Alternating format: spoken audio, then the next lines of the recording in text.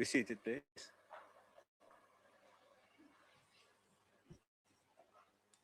This meeting of the Honorable Senate of Jamaica for Friday, the 17th day of July 2026 is called to order, and I recognize all those who are joining us by way of the social media and other various media in Jamaica and abroad. This meeting of the Honorable Senate is suspended to take a special matter.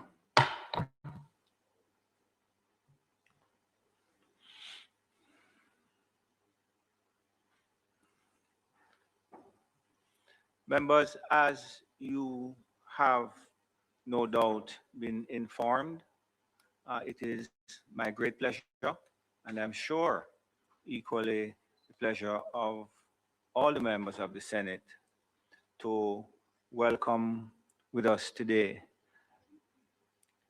Professor Kwame Dawes, CD, who is the Poet Laureate of Jamaica. And we welcome you today, Poet Laureate.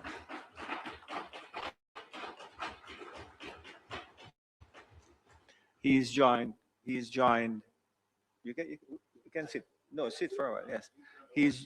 I will.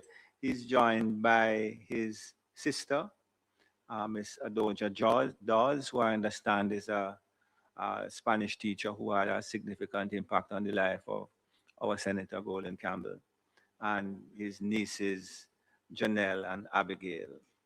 And also from the Jamaica Library Service, Francine Francis, who is the Director of Special Programs, and Mr. Mario Ricketts, who is in charge of National Libraries, Public Relations. But before I give you the brief introduction, I must say that I was a bit, I put into a reflective mood because the Poet Laureate is a schoolmate of Senator Lambert Brown and I. And for Senator Lambert and I to recognize a schoolmate with the impeccable qualifications of Professor Dawes, the Poet Laureate of Jamaica, means that Lambert Brown and I both fell through the cracks.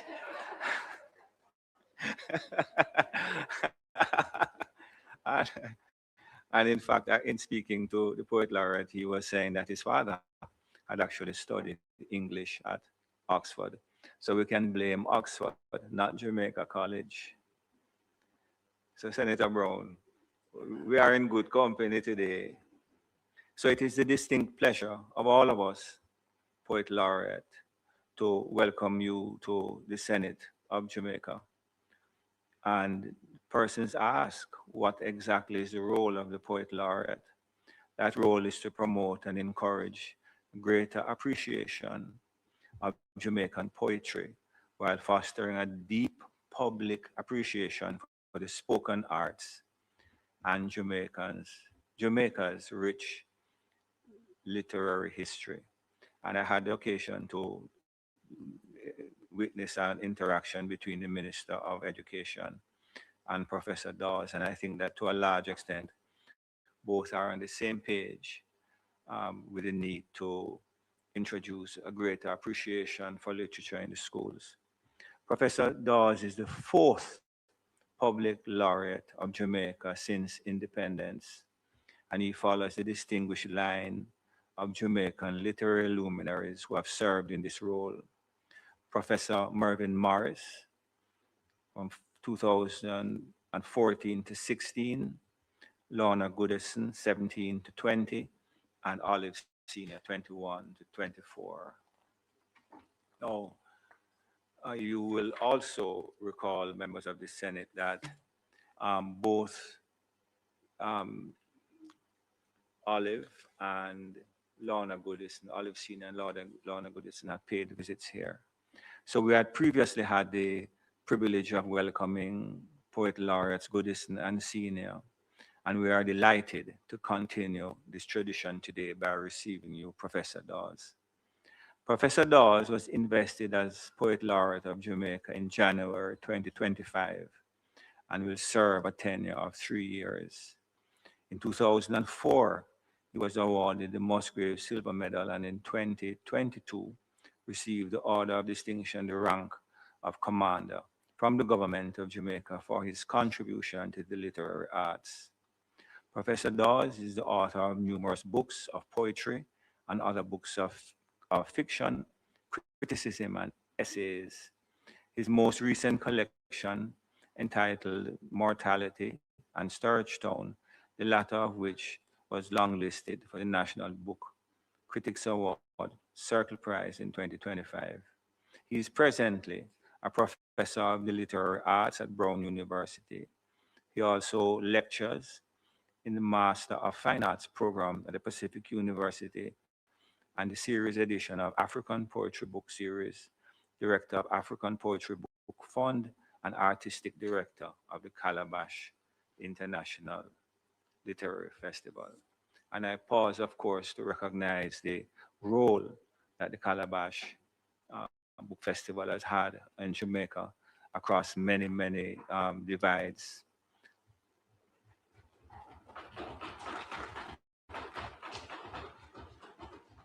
It's certainly something that we as a nation appreciate. Professor Dawes is the Chancellor Emeritus of the Academy of American Poets and a Fellow of the Royal Society of Literature.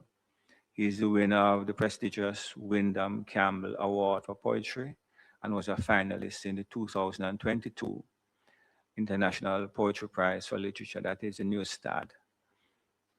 Senators, please join me in welcoming a JC Old Boy, Professor Kwame Dawes. Professor Dawes, I now invite you to favor us with an introduction and a selection of your work.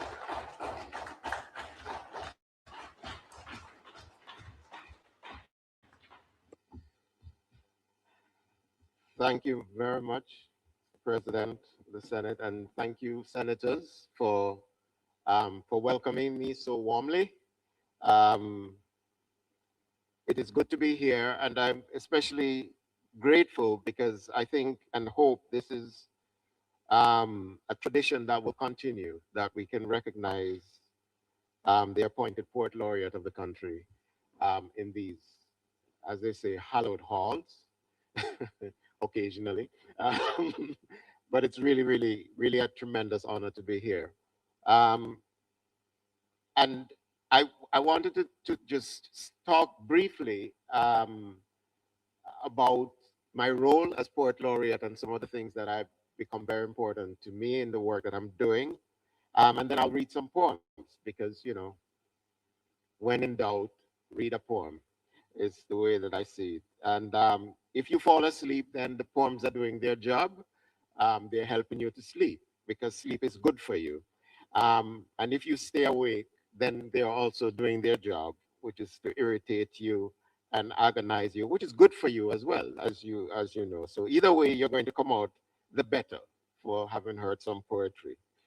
One of the reasons I'm here at this point, especially, I mean, apart from being here, is to mount the second of a series that we're working on celebrating the voices of Jamaican poets who are past, major poets. And it's a series that features a poet each time. And we're doing it over the Philip Sherlock venue. And we have right artists who are reading the poetry of these major poets. We did Claude McKay a month or so ago. And then on Saturday, we'll be celebrating Una Marson, one of the great Jamaican poets. And then later on in the year, we'll be celebrating Louis Bennett. And then finally, we'll celebrate my father, Neville Dawes. I believe the poet, I've said it again and again, and this has given me purpose and direction as a poet. I believe poets are the chroniclers of the sentiment of our times and their times. And why are they important? Historians will chronicle the facts and the details of life. Sociologists will talk about the thinking and the ways in which people, human beings, relied on society and structures to live their lives. There are many ways in which the history of human beings are chronicled. But what poets do is that they enter into the sentiment, the history of the sentiment. If we want, in a moment, to think that as human beings, we carry through the ages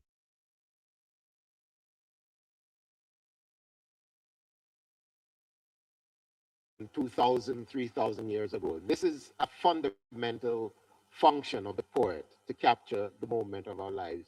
And as a people who were once enslaved, who were once deprived of the opportunity to use language and to chronicle in language, the fact that we are doing so now is massively important, and it should be of tremendous value to us that the voices of those who have gone before us, who have spoken before us, who have written and published before us, be maintained and retained as a resistance to the erasure that other oppressive systems had put upon us. So this is why I do what I do.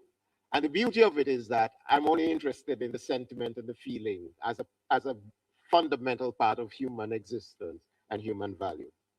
So that's the framework that guides my work and guides what I do in encouraging the reading of poetry, the reading of literature, and the engagement with literature. As poet laureate, this has been the driving force of it, whether it's to archive the material, whether it's to make it available through the internet, through social media, and whether it's to remind ourselves as a people that we are a people who understand poetry. This is what we're about. This is what Calabash is about, and this is what I'll continue to do even after I've left this office. So I'm going to read some poems, and hopefully we will get some value out of it. I want to start though by naming my father, Neville Dawes. I doubt if he would have seen himself talking to the Jamaican Parliament, but I think he would appreciate the irony of this situation. My father was the director of the Institute of Jamaica, so he had much encounter with leading things in this country and being part of the culture of the country. And his value for the country is tremendous. So I thought I'd read a poem by him called Acceptance. To me, one of his most beautiful poems. I praise the glorious summers of Pimento, sun purple, riper than the wet red clay smell of my youth. By corn light and river run, as dog and I, we screamed the small green hill and the salt smooth wind from the leaping sea, sang in the yellow sunflower. I praised the dumb, scared child I was in coffee groves and the barbecues of graves smelling of ghosts, old country flesh laid by my father for his tribe, fictitious as angels. A small, alone boy riding to harvest hymns in the green of the day as the shackle bell tongued on the churchy hilltop. I praise the legends we made when the drunk hawks and worse were merry, waltzed up the day, hallowed the mountains of birds and the nestling curve of the reclining, reeling river, swam those eyes reading the first garden's blush and Adam's when weathers twisted the old thunder voice.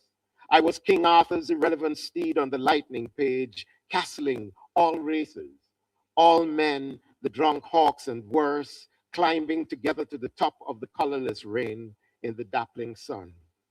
I praise all this, returning to a shower of mango blossoms, the creaking hill, the creaking village, the old eyes, the graves, the sun's kiss, and lonely as ever, as the bare cedars, I walk by the stream where boys still plash, dusking and falling in the star apple sunset, and find her there, ancient as the lost lands, bandanaed and gray and calling.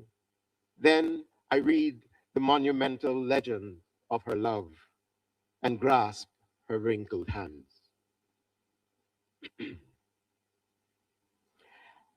It's a poem called Thelma's Precious Cargo. I wrote this poem many years ago, um, but it's a poem about immigration, but it's also a poem that at the heart of it is talking about what we carry with us and what our people have carried with us.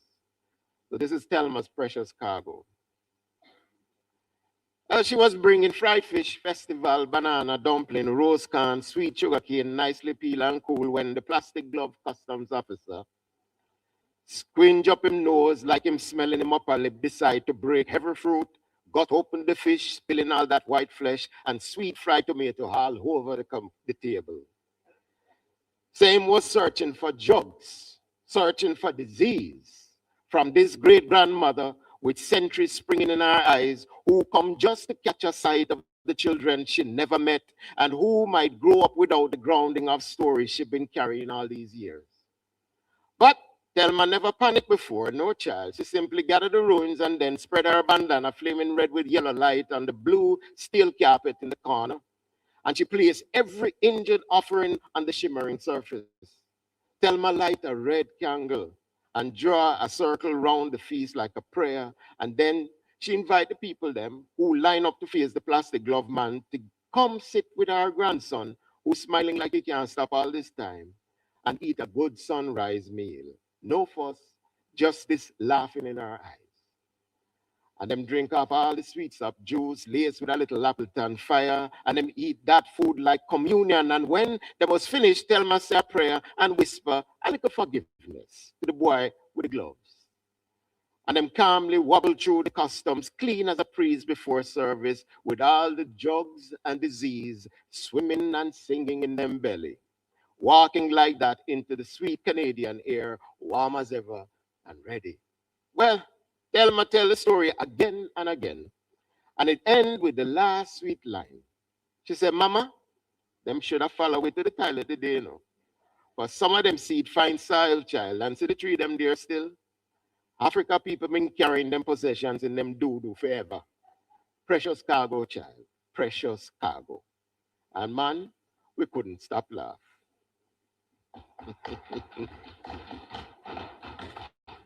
Yes. Oh boy. So here's a poem. Some years ago, I had the honor to visit Addis Ababa, to visit Ethiopia. I was on assignment with the BBC to write about Haile Selassie. The truth is that the BBC approached me to write about Haile Selassie in Bath, England. And so I said, well, who wants to go to Bath? So I said, well, I can't do Bath, England. I have to do Ethiopia. I mean, we have to arrange that. So them said, all right, you're going to go to Ethiopia. And so that took me to Ethiopia, which was a trip that I've always wanted to make. And I went there at the beginning of the new year in Ethiopia. So this is a poem that I wrote. It's called New Year's Eve in Addis. I'll do two poems from that period. Addis is dark at night, as if the low-grade electricity cannot burn through the heavy gloom. On New Year's Eve, the shops are emptying, the pavements are covered with the aromatic green of cut grass, and women sell bundles of the welcome carpets and dry firewood. The smoke begins to thicken in the air from bonfires with a red glow at each house and small dwelling. It is hard to breathe so far up in the highlands. The air is being purified. All sins, all errors, all wayward acts burnt away by flame. The smoke clogs the nostrils with the acrid reminder of failure. The penitents will bathe in the soft rainwater, cover their skin with palms full of medicated powder, and the bodies will be robed in gleaming white, the cloth of hope. In the dim light of pre-dawn, the women follow the antiphonal groans of the priest in St. Stephen's. The scent of incense can carry for miles in the cool morning air. They arrive at the courtyard and begin to press clean lips to the floor of the sanctuary, to open clean palms and cup the blessings falling from crosses, maze of lines. Like women bathing in a river, they scoop the healing on their heads, their voices muttering the gaze of penitence until they too can enter the holy place and bow. The past must enter the blood as ritual. That which remains is the gold and the precious silver of tradition. In this season, we learn the theology of forgiveness, the promise of forgetting all things, the amnesia of the gospel. It is how people could forget the monument of the emperor, how come Mascal, the sins of a brutish summer can turn into smoke, a burning in the eyes, some tears for a while the balm of weeping, then cleansing of prayer, and the ordinary rituals of facing new days. The penitent does not make God. It is God who made the penitent. It is not for us to know the answers. Questions are for those who have not yet learned the insignificance of the short time we have here in this earth. So one of the interesting experiences, thank you, blessing. If you ever get to Ethiopia during the New Year celebration, it's beautiful. They cut the green, the colors, and so on are powerful. And the Ethiopian Orthodox Church reminds you of how old this Christianity is. It's not a Western religion as we presume it to be, but a religion that has grown out of a people in a tremendous way. So one of the interesting things about this trip was that I went to visit a man called Solomon Ephraim Wolf. He had been to Jamaica. He was a Jamaican who had moved during Haile Selassie's gift to diasporal Africans to come to a place called Sheshemani and build a life there. And Wolf had come there in the 60s from Jamaica. And one of the interesting moments for me was I was interviewing him and asking him about Haile Selassie and so on. So I made the mistake of asking him, how did it feel when the emperor died? Well, he never take that so well. And so I'll read the poem that tells the story of the happening. It's called African Postman for Solomon Ephraim Wolf. Son, who is that? Is the African postman daddy, burning spear. East from Addis Ababa, and then south, deep into the Rift Valley.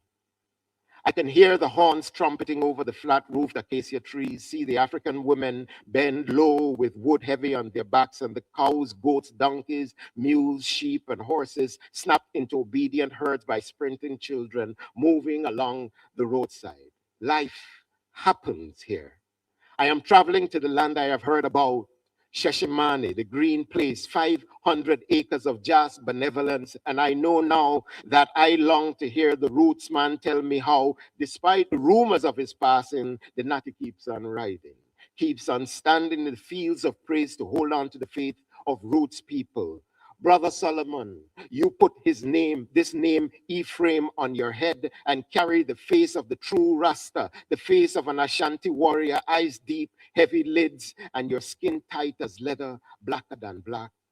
I have met you before on the streets of Kingston, there where you trod to the hiss and slander of the heathen, you, Natty Dread, gathering the people's broken minds into your calabash. You carry it all. Tell them, return to the roots. The healing shall take place. You are burning spear's voice in the fields of Teph. You tell me of the prophecy of Marcus, and I listen to you through the phlegm, through the gruff of your voice, and suddenly, when I ask about the passing of the emperor, you rise up like a staff of correction, your voice reaching back to the mountains, your warrior self, your yardman greatness, and you speak a mystery to those who have ears but won't hear, and those who have eyes and won't see. And I know that this dread will one day stand in this soil and find his feet growing roots, that soon the earth will be darker for the arrival of Solomon. Let the heathens rage, let the doubters scoff, let this Ghanaian youth whose eyes have seen the face of Jesus Christ, let him too sit and marvel at the faith of the Natty.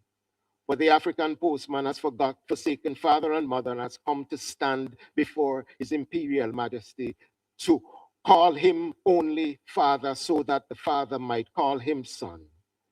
And the world will carry on its weary march, and the ibises will swoop in the Ethiopian dusk, and the smoke will rise from wood fires, and the night will come with news that the roots man, after 400 years of being told he is homeless, has come home. Yes, Jah has come home. Sons and daughters of his imperial majesty, Haile Selassie, earth rightful ruler, without any apology, say, this is the time when I should come home. Yes, Jah. Now let go. Now let go. So my Christian brethren are panicking at this poem, but don't worry. My faith has grown by my knowledge of Rasta. My faith in Christ has grown by my knowledge of Rasta. To root it in my identity and who I am. And this is a learning that I cherish and value, because when I came to Jamaica, I got laughed at by Jamaicans for being African. I got teased at shortwood practice in school. My brother's name was Unka, as in Unka, Unka, kill, kill. That was his nickname, Unka. But the Rasta man, them welcomed me and said, tell me about Africa. Tell us about that place. And that was a healing for me. Speaking of healing, I want to read a poem. I'll read 2 more poems and then I'll be done. And this is a poem after the Hurricane Melissa hit Jamaica. And it's a poem called Replenishment. And it is a prayer for Jamaica. Home is where one starts from. And here's a small Coptic prayer from Ethiopia, from Egypt. Raise the Nile to its measures according to your grace, O Lord. Give joy to the face of the earth. May its forests be abundantly watered and its fruits be plentiful. Prepare the lands for sowing and harvesting. Manage our lives as deemed fit. And then a note from Bob Marley. Up a Cane River to wash my dreads. Upon a rock I rest my head, trenched down. May great river continue to seep into the dark soil. May rainfall replenish the mountain streams. May the green of restoration widely spread across the broken land. May the seeds we plant burst with vitality and substance. Hallelujah, hallelujah, amen. All my life, the planting of seeds begins with an amen, or some good luck ritual to conjure the soil to have mercy on the seeds, to yield the substance of things hoped for. I had no flowing streams of a farmer's assurance. Gardens meant seeds like dice and prayers that some mercy should spread. I would scatter the seeds and tenderly pat and spread the dark soil, stand, clap my hands and say, amen. For I knew my history of failure when I blamed the seeds for being deception or announced the soil to be cursed. And to compensate, I would pour streams of water on the bald ground, no yield, no sprouting substance, just rot and silence. I longed then for the substance of Coptic prayers, each morning's liturgy spread over the living and the dead in earnest streams, praying, Nile, O Nile, be green, sprouting, amen. I envy those saints who pray each day for the fecund soil to yield as covens of women pray for wombs to seed. But I am a city dweller with a fistful of brittle seeds, making my way into the hills to deliver their substance to the survivors, the cracked roads, the upturned soil, the shattered tree trunks, naked of leaves, and the spread of destruction. At the path's bend, I whisper a heavy amen, a deep sigh when I see the great rivers, streams of water tumbling down. I know that these streams of water are the substance of chaos and the hope for thirsty seeds. They are the grace and the mercy. They are the amen of the people's prayers. They are the substance of what is hoped for. At the slippery banking, I spread my arms wide and say, Dear God, replenish this soil. Replenish this broken ground. Birth seeds with streams of good water to spread the substance of faith, the soil's amen, over this broken island. And we say, amen, amen, and amen.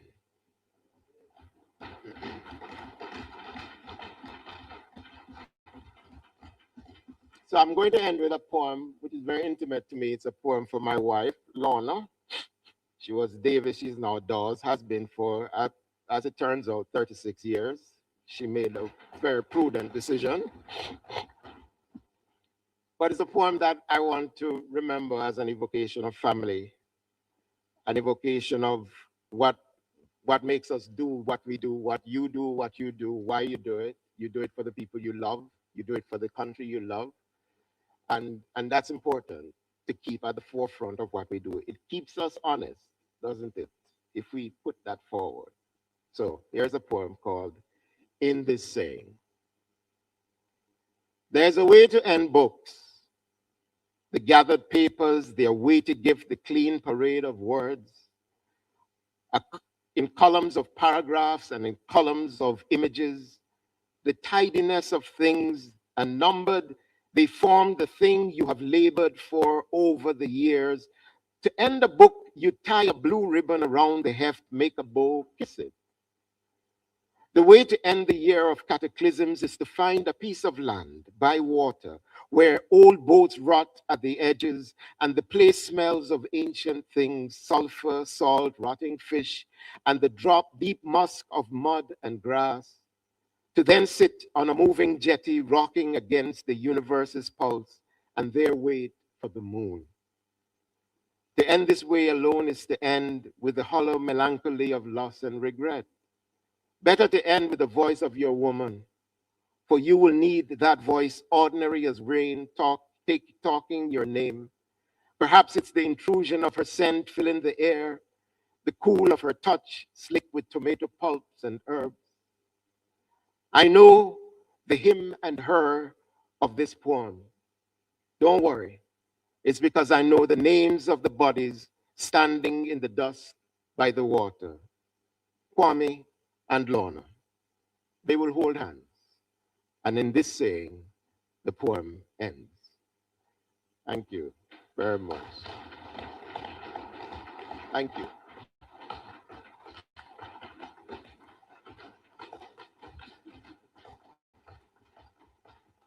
Thank you very much, Poet Laureate. Thank you. It's an inspiring morning to have met you before we came in, and of course, listening to your beautiful words. Minister, you have something to say?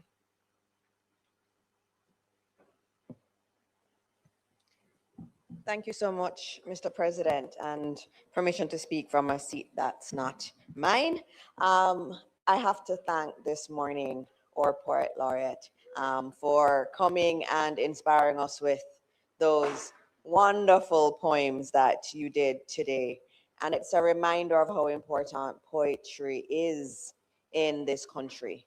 And I know for me, in terms of my own journey, the written word has been very important. I can't write any poetry. I'm very good at appreciating poetry. But it is very important that our children have access to this.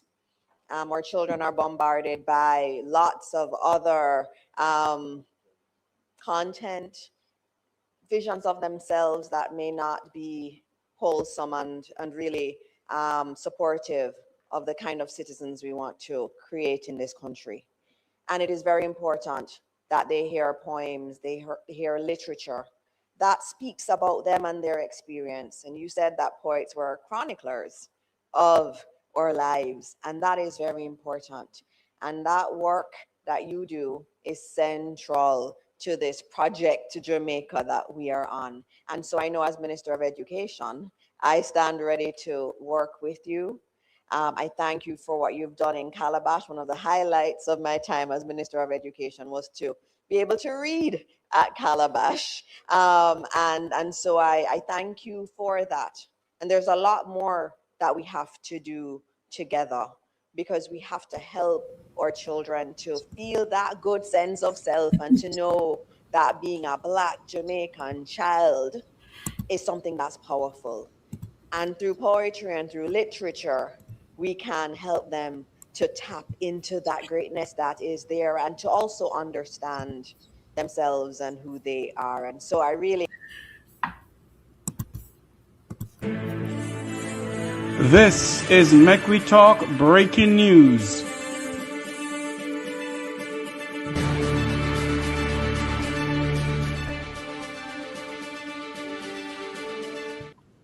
We interrupt this program to bring you an item of news coming into us. Cricket legend Sir Garfield Sobers, national hero of Barbados, has died at the age of 89. And also breaking news out of Jamaica. 7 people died in a motor vehicle crash along the Trelawney bypass in Jamaica this morning. The 7 people has died along the Falmouth bypass in Trelawney, Jamaica this morning. That's news coming into us. So as we get some more news, we'll pass it on to you. We go back to normal programming as we bring you live coverage of the Senate. This is Mecwi Talk Breaking News.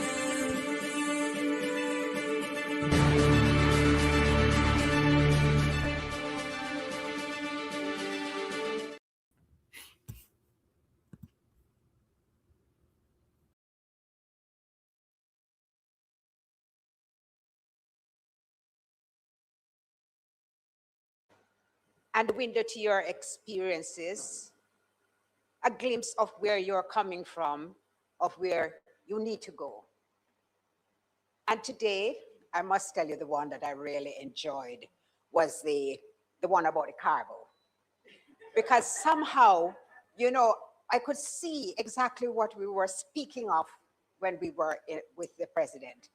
And I could use my imagination just to understand what every single word meant and to see the personality who was there in that airport. Both the man who was checking everything and this strong, formidable, confident woman who was not going to be beaten at all by any circumstances. I hope that there are others who listen to you this morning and who will take that journey into their soul, who will find the beauty of your prose and your poetry. I remember the first calabash that was in Jamaica. I was not pleased when it was my anniversary and my husband tells me we are going to a literary festival. I thought romantic dinner, you know, everything else. And it was at Jake's, the first, not many people and a little space. And it was the most wonderful, wonderful way that we could have spent an anniversary. You have brought not just pleasure, but learning. You speak to us in a way that somehow triggers something in our DNA. I know I'm going on and on. They know I have a tendency to do so, so they will forgive me. But I really want to say to you, thank you. And to your family, and to your wife of 37 years, 36 years.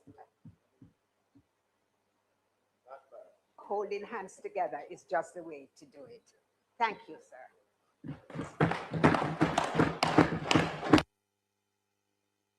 Thank you very much, members. And once again, Senator Dawes, thank you very much to yourself and your family. Before I resume, I'm just going to see Senator Poet Laureate. Oh, I'm sorry. You know, I should have, of course, mentioned Justine Hensley from Calabash and all the work that she has done because she has been, you mentioned her specifically, and so did Senator Golden Campbell and both leaders. So we mentioned them and put your appreciation, our appreciation for Calabash on the record.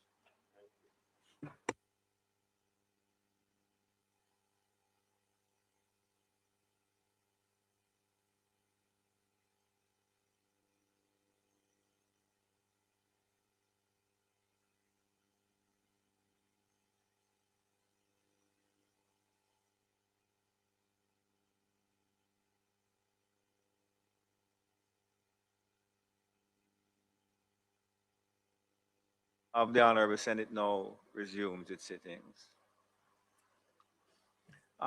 Members, in public business today, and we have a number of tributes to be paid, which I'm going to take now, and not, of course, first without recognizing the passing of the great Gary Sobers, who passed this morning. So we place on the record his passing and recognize his contribution to West Indian cricket, and more than West Indian cricket, his contribution to West Indian character.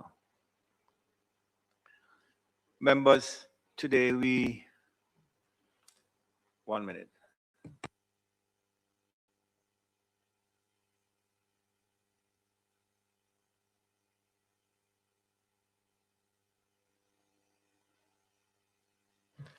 Members, we begin our business having been inspired by our poet laureate by recognizing the passing of Professor the Honorable Oswald Harding, OJ, CD, KC, JP, former President of the Senate and a former Minister of Government. And of course, it is with profound sadness that we recognize the passing of one of our own. Professor Harding, as Ozzy, as he was fondly known, was a gentleman and a scholar in the true sense of the word. He brought distinction to every field in which he served and left an indelible mark on the institutions which he helped to shape. His contribution to this parliament was in itself extraordinary. He served as the president of the Senate across 3 terms from 80 to 83, 83 to 84, and 2007 to 2011. During his parliamentary year, he also served as minister without portfolio in the Ministry of Foreign Affairs and Trade and as a Minister of Justice and Attorney General. He served as leader of government business in the Senate, leader of opposition business in the Senate. Harding held the distinction of having the longest continuous tenure as a senator in Jamaican's history, a testament to the confidence placed in his judgment, leadership, and commitment to democratic governance. He was a committed member of the Jamaica Labour Party, where he was a source of wise counsel. He held several leadership positions within the party, including deputy chairman and treasurer, before being appointed a trustee of the party in 2006. Beyond the political sphere, Professor Harding rendered distinguished services in the field of law, diplomacy, and education. As a senior partner in the law firm of O.G. Harding and Company, he earned the respect of the legal profession through scholarship and integrity. As an academic, he served as Dean of the Law Faculty of the University of Technology, was Professor of Law and Philosophy at the University of Technology, and prior to this, served as Senior Lecturer in Philosophy at the University of the West Indies. Professor Harding had the distinction of being the first PhD graduate in philosophy produced by the University of the West Indies. He was instrumental in the establishment of the Faculty of Law at the University of Technology, thus helping to create the opportunity for generations of young, aspiring Jamaicans who wish to enter the field of law. His influence as an educator will continue to be felt for many years to come through the impact he had on his innumerable students. He was a man with a wide range of interests, which reflected intellectual curiosity. An accomplished author, he published books, papers, and articles on a diverse range of topics. His autobiography, Grandson of Essie, the Ozzy Harding story, followed by a near-death experience, a holographic explanation which examined the subject of out-of-body experiences. Professor Harding was well known as a lover of the arts and an avid collector. His Hardingham collection has been described as the largest single and perhaps most significant contemporary collection of ceramic in the Caribbean. I certainly know that he was a patron of the ceramicist Baugh, and has a lot of his works, which no doubt will find themselves contributed to the National Gallery of Jamaica at some time in the future. He was a member of Jamaica's Potters Association and the International Academy of Ceramics, which is headquartered in Geneva. And he also served for many years as the director of the National Gallery of Jamaica. His interest extended to sports. He was a member of the Kingston Cricket Club, Kingston Polo Club. His appreciation for artistic gastronomy, which I take it to mean him used to love to eat, also led him to become a member of La Chambre de ROTISSEURS. Can you help me with that, Golden Campbell? No. Professor Harding's life reflected his belief that true success was measured only by personal achievement, but also by one's contribution to society. He was not content to be a legislator or legal advocate or educator. He was also deeply committed to civic service, playing an active role in several organizations, including the Jamaican JCs, of which he was a former president. In recognition of his distinguished service, he was confirmed with the honor of JCI Senator, a life membership, the Junior Chamber International. A life committed to service brought him many accolades.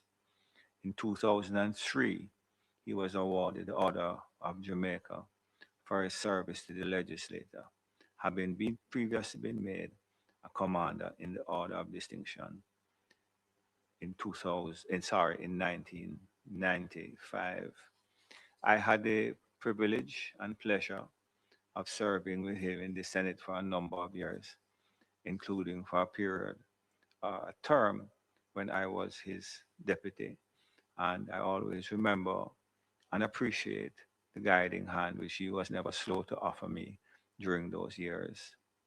So while we remember his many achievements, we also remember the man himself, a son of the soil with deep commitment to Jamaica. He served his nation with distinction and honor, and his legacy will endure in this parliament, the legal arena, the cultural sphere, the field of civic engagement and academia. On behalf of this honorable Senate, I extend sincere condolences to his wife Margold, his sons Jeremy and Zachary, and other members of his family. Just a brief note that I recall that there was a discussion, internal discussion in the Jamaica Labour Party at one of its decision-making entities, and there was a discussion about the use of patois and whether patois should be recognized more widely in the country. And he was an advocate for Ozzy Harding, who spoke immaculate English, was a member, advocate for patois. And he was speaking about the need to have patois introduced to schools and so on. And somebody stood up around the back and said, in patois, you can go on because if you did chat patois, you couldn't step up on Marigold veranda. So, so I think that put a stop to the patois argument that Sunday morning. May his soul rest in eternal peace, and may light perpetual shine upon him. I will take.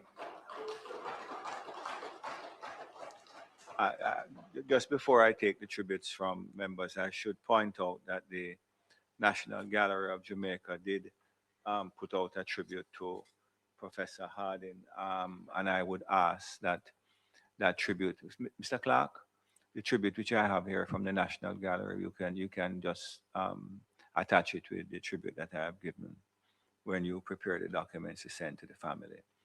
Senator Gale, I'm going to take Senator Gale and then Senator Scott-Mottley.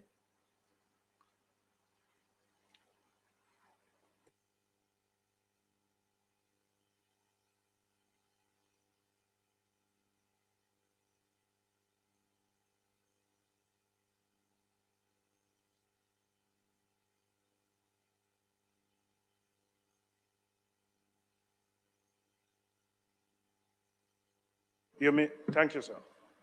You know, today we pay tribute to what I consider a remarkable Jamaican patriot, Professor the Honorable Oswald G. Harding, OJ CD Casey, a distinguished attorney at law, parliamentarian, former president of this Honorable Senate, former government minister, deputy chairman of the Jamaica Labour Party, and a man whose life was defined by unwavering service to his party, his country, and its people. Professor Harding belonged to a generation of leaders who understood that public office was not about personal advancement, but about public duty. And whether he stood in this chamber, appeared before the courts, served in the cabinet, or represented his party on a political platform, he did so with dignity, wisdom, and exceptional eloquence. And he possessed the rare quality of being both firm in conviction and respectful in disagreement. He was truly an elder statesman whose counsel was always measured, thoughtful, and deeply rooted in principle. So his commitment to the Jamaica Labour Party was unquestionable. He lived by a famous declaration. He said he will follow Bustamante till we die. And for Ozzy Harding, those were not merely words, they were a lifelong creed. His relationship with the Right Excellency Sir Alexander Bustamante was both personal and profound. He served Bustamante while the national hero visited England when Professor Harding was in England.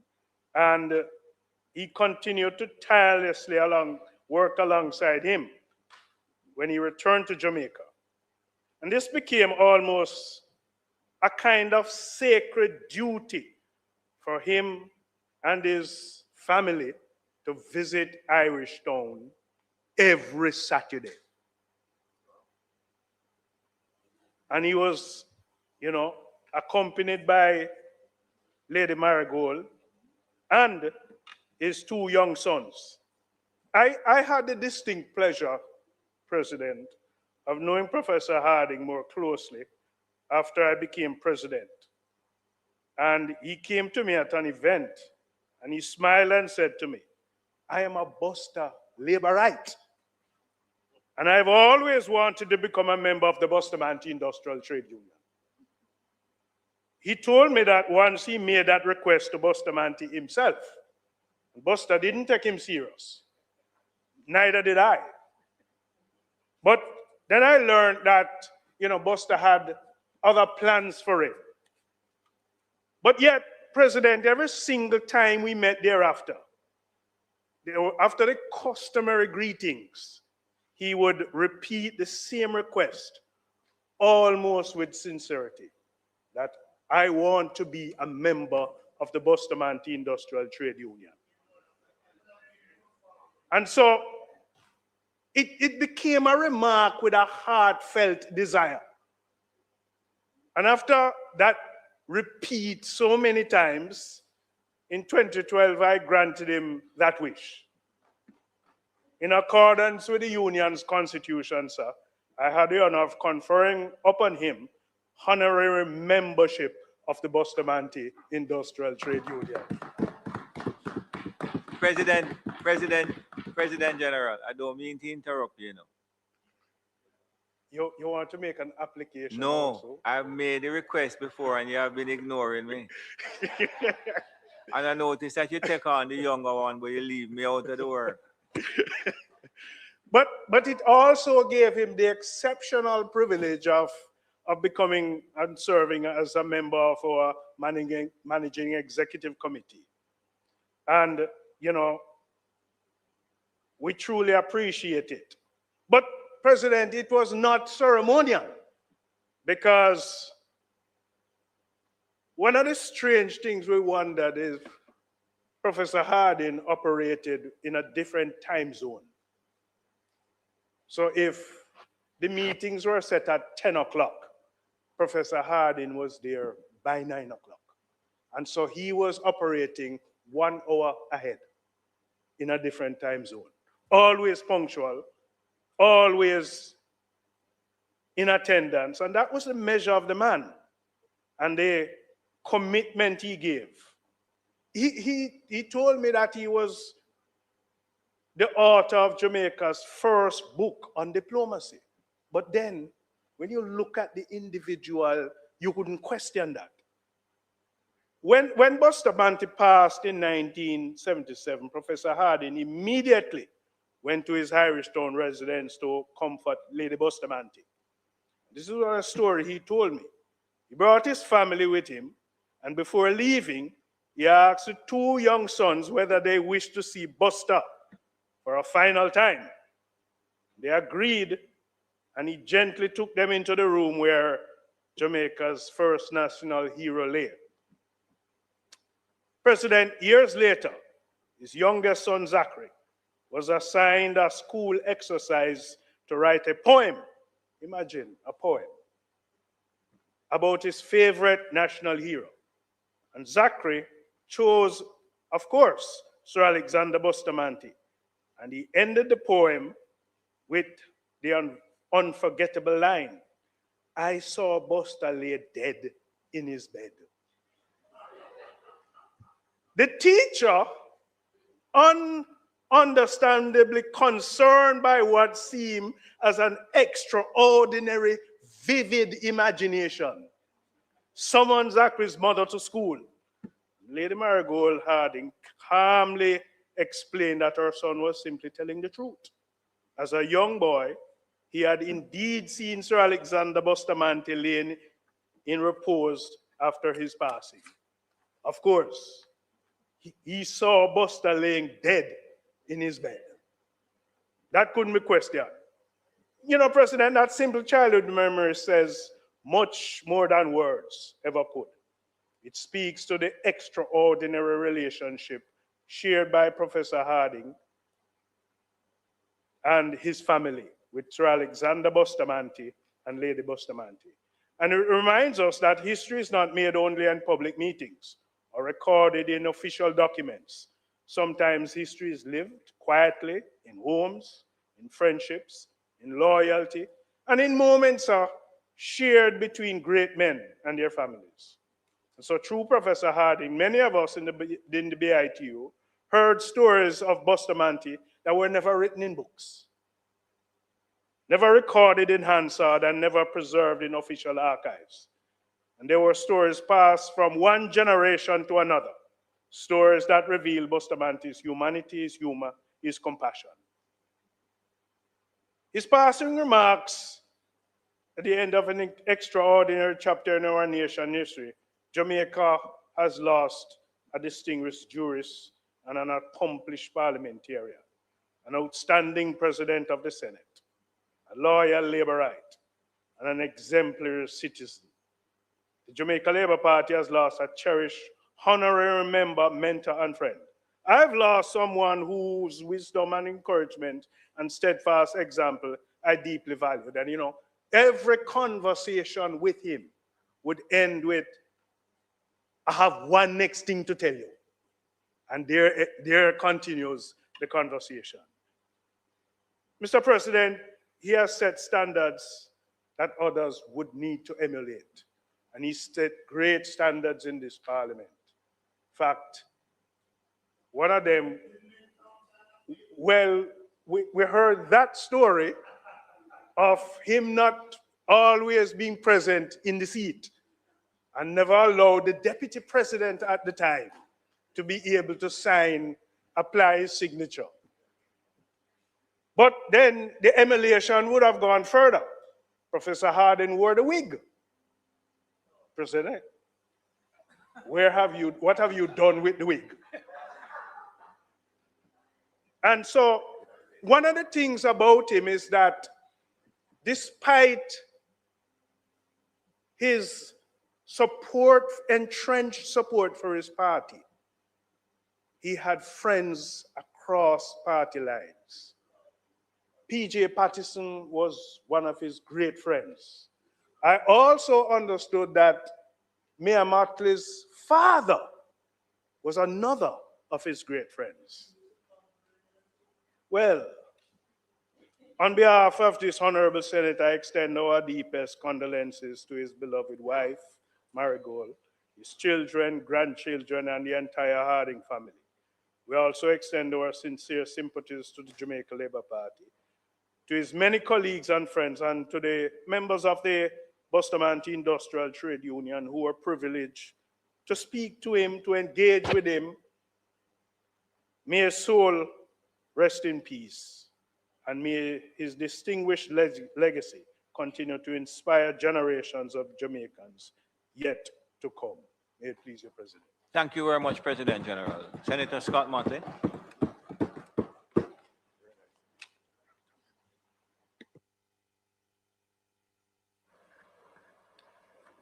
Mr. President, that was indeed a very interesting tribute. I want to say to Cavan, Senator Gale, that it really brought out so many different sides to Professor Harding. There are many people whose influence on our lives begin long before we know it. Professor Oswald Harding taught me at law school. And there, generations of young lawyers came to appreciate his intellect, his exacting standards, and his deep commitment to the law. Years later, when I entered this Honorable Senate in a date I will not mention on this occasion, he was the leader of opposition business, and I was the Deputy President of the Senate. It was therefore my privilege to know him first as my teacher, then as my parliamentary colleague, and over the years as a respected friend and fellow servant of Jamaica. It is from that perspective, as one who was fortunate enough to witness different chapters of his remarkable life, that I rise today to pay tribute to a truly distinguished Jamaican. Because Professor Harding belonged to that increasingly rare generation of public servants whose commitment to country transcended office, title, and political circumstances. His passing marks the end of a remarkable chapter in Jamaica's parliamentary and legal history. As the longest serving senator in Jamaica's history, his contribution to this chamber is unparalleled.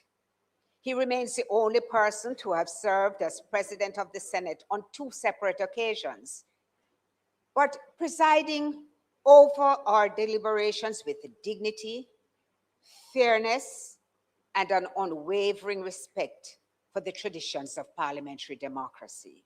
He served Jamaica with distinction as Attorney General, Minister of Justice, leader of opposition business in the Senate, parliamentarian, Queen's Counsel, legal scholar, and in the later years, the founding dean of the Faculty of Law at the University of Technology, helping to shape a new generation of lawyers.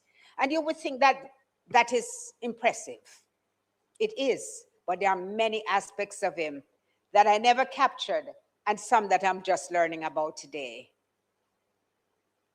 But distinguished offices alone cannot define a life. Those who knew Professor Harding will remember not only his formidable intellect, but his courtesy, his humility, his meticulous preparation, and unfailing civility. He demonstrated to me that one could hold firm convictions while treating others with respect, and that vigorous debate need never diminish mutual regard.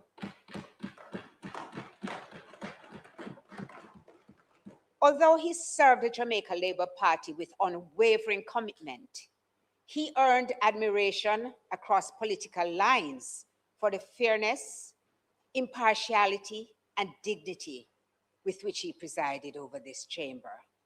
That is perhaps, I think, for me, the highest tribute that can be paid to anyone entrusted with the stewardship of Parliament. His commitment to public service was matched by his devotion to learning. Even after a very distinguished career in public life, he pursued doctoral studies and returned to academia with characteristic enthusiasm. He was enthusiastic about everything he did. He remained throughout his life a scholar in the truest sense, curious, disciplined, and convinced that education is a lifelong pursuit. His legacy extends well beyond the law, and the president will know how much I admired him as a distinguished collector and patron of the arts. His renowned Hardingham collection has become a significant part of Jamaica's cultural heritage and the envy of those of us who share that joy. Built over many years with scholarship, discernment, and a profound appreciation for artistic excellence, the collection has earned national recognition, and I dare say international recognition, with pieces from the collection being exhibited by the National Gallery of Jamaica. It reflected Professor Harding's belief that preserving a nation's artistic heritage is in itself an act of public service, and how appropriate that on the day that we pay tribute to him, we had our very own poet laureate in this house. You know, Norman Manley reminds us there is no nobler task than to build a nation. Professor Harding devoted himself to this noble task. He helped to build Jamaica through the law, through parliament, through education, through public service, and through his stewardship of our cultural heritage. His was a life marked not by the pursuit of recognition, but by the quiet, steadfast pursuit of excellence. And then he wrote his autobiography. How did he call it? Not referring to any of those achievements, not referring to anything like that. He called it the grandson of Essie. And therefore, it did not surprise me, Mr. President, when you said that he was an advocate for the speaking of patois. Because he had so many nuances and so many dimensions to his personality that every time you looked at him, it was like you were turning another chapter in a book. So today, I will say,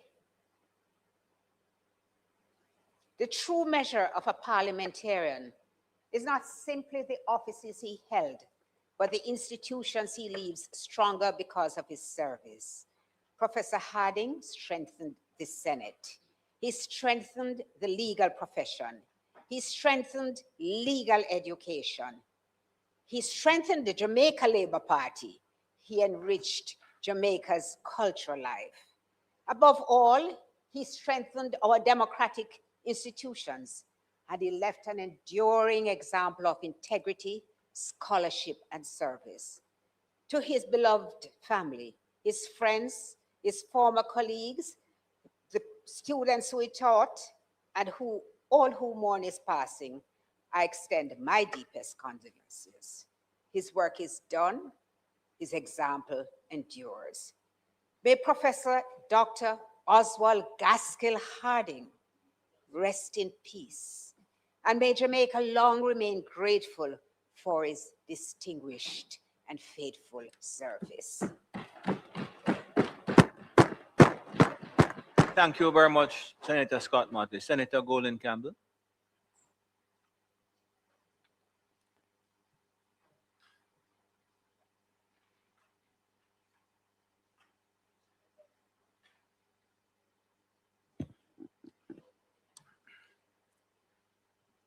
Mr. President, I really appreciate how Senator Scott-Mottley called his name a while ago, Oswald Gaskell Harding. I grew up, Mr. President, calling him Uncle Ozzy.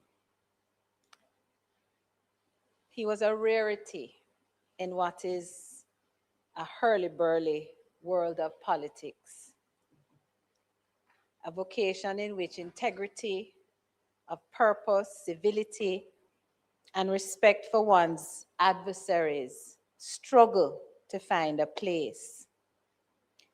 Throughout his long career in politics and public service, spanning more than 50 years, Uncle Ozzy demonstrated all of those qualities.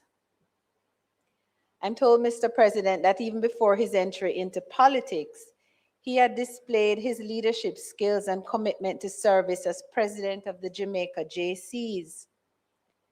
He joined the Labour Party in the late 1960s and in 1974 was elected Deputy General Secretary. He contested the general elections for East Rural St. Andrew in 1976 and 97 and Central Manchester in 1993. And what is notable about his character and the man he was, that although he was unsuccessful in those elections, it never dulled his spirit or his dedication to serving his country and his party. He later served as deputy chairman and later still as trustee, a position he held up to the time of his passing. Mr. President, much has been said about his temperament, and I want to echo some of those sentiments. Ozzy Harding's temperament and consummate skills led him into the Foreign Service, where he was appointed as our charge d'affaires in Mexico, an experience that prepared him for being appointed in 1980 as Minister of State in the Ministry of Foreign Affairs. His legal acumen was recognized later when he was appointed Minister of Justice and Attorney General in 1986. But he would perhaps be best remembered, as some have noted, for his distinguished service in this chamber. First appointed in 1977, and Senator Scott-Mottley recognized the only one to be appointed twice. He served this chamber for almost 30 years as president for 8 of those. And in that role, he saw himself very much as custodian of the dignity of the chamber. I don't think that there are any who would dispute the excellent way in which he presided over the proceedings and the decorum that he so painstakingly maintained. I wish, Mr. President, that there were PBCJ recordings of the Parliament at that time so that young people could see the manner in which the Senate conducted its work and the manner in which he presided over its sittings. Fairness, Mr. President, he showed to both sides of the aisle in his conduct and rulings, especially when deliberations became contentious, and the respect he earned from all the members over whom he presided was evident. Mr. President, his work continued even after he retired from active politics. Many know of his critical support to the University of Technology in the establishment of the Faculty of Law, where he served as dean and professor, imparting his considerable knowledge and experience in the law to his students. But Mr. President, above everything else, Uncle Ozzy was a good, decent human being, clothed in an irreproachable character, unquestionable integrity, urbanity, dignity, and an unflappable temperament. It has been a season for me, Mr. President, this 2026. He stands as the 5th of those I have lost who very much grounded my childhood and my fond memories. Today, as we honor his memory, let this not be the last that we make of him. His legacy provides so much from which we can learn and must emulate in giving service to our beautiful country in the way that he did for almost all of his adult life. And we in this chamber, Mr. President, would do well to emulate his conduct in this chamber. Uncle Ozzy, I thank you and Aunt Marigold for the beautiful memories of my childhood, the pleasant afternoons in your garden. I thank Jeremy for continuing to send those pictures, and Jeremy, please continue to do that. Aunt Marigold, Jeremy, Nina, Zachary, Tamara, and the grandkids, rest assured, I am confident that he will rest in peace and that God's light will deservedly shine upon Uncle Ozzy. Thank you, Mr. President. Thank you. I think we have one more tribute, Senator Morgan.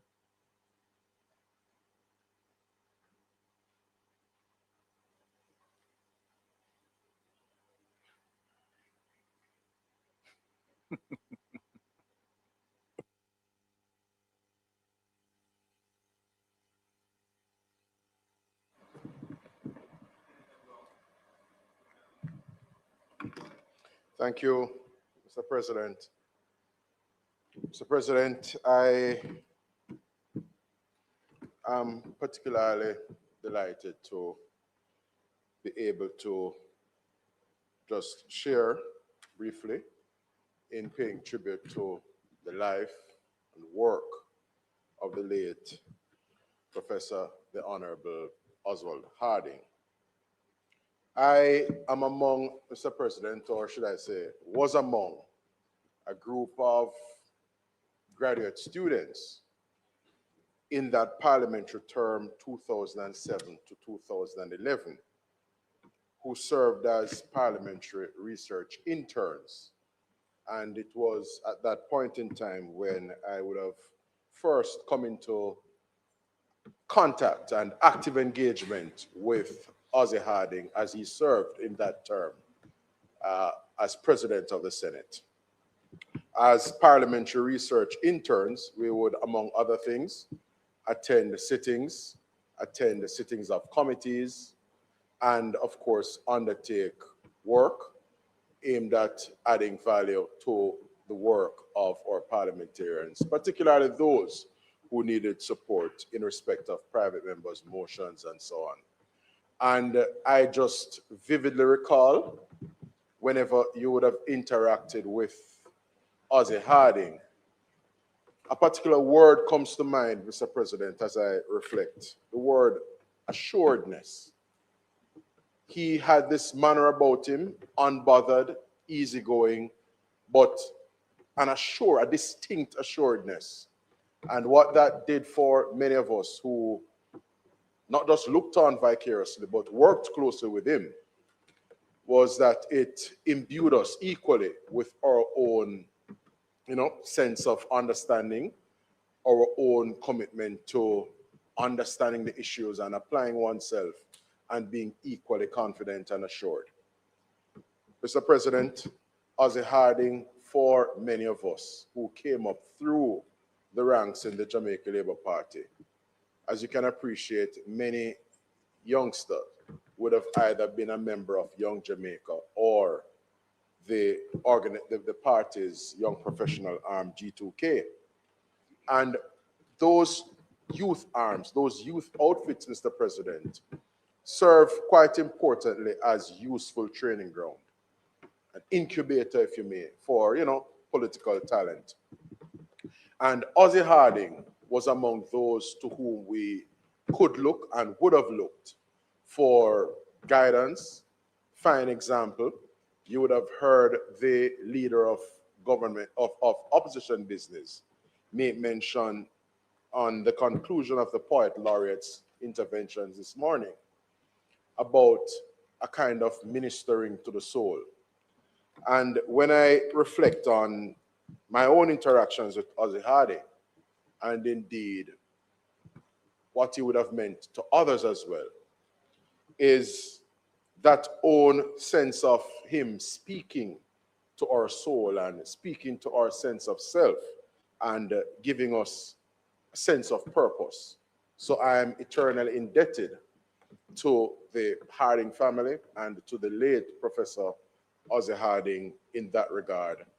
And given my own shop and that of our acting leader of government business today as a ministry family, the Ministry of Education, Youth, Skills and Information, lauds and expresses gratitude to the late Professor Harding for his contribution to education. His scholarship speaks for itself. He was, as indicated earlier, one of those pioneers in terms of philosophy, as in philosophy education, as a student of philosophy and a distinguished PhD in that particular discipline.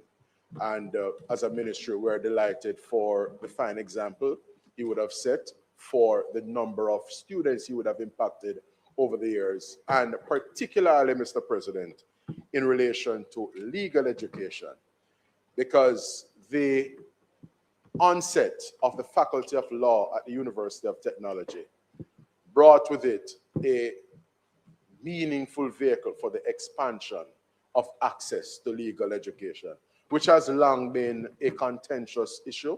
It had long been an aspiration of many, and Ozzie Harding and the folk at UTech, made it a reality, and he would have served the distinction as the UTech Law Faculty's first dean. And I'm sure that the UTech family is delighted for his effort and, of course, legacy in that regard. And as a system as a whole, Mr. President, education in Jamaica is better for having had the sterling and distinguished service of the late Professor Ozzie Harding. And on his passing, I must thank him and his family, who are contributors to nation building.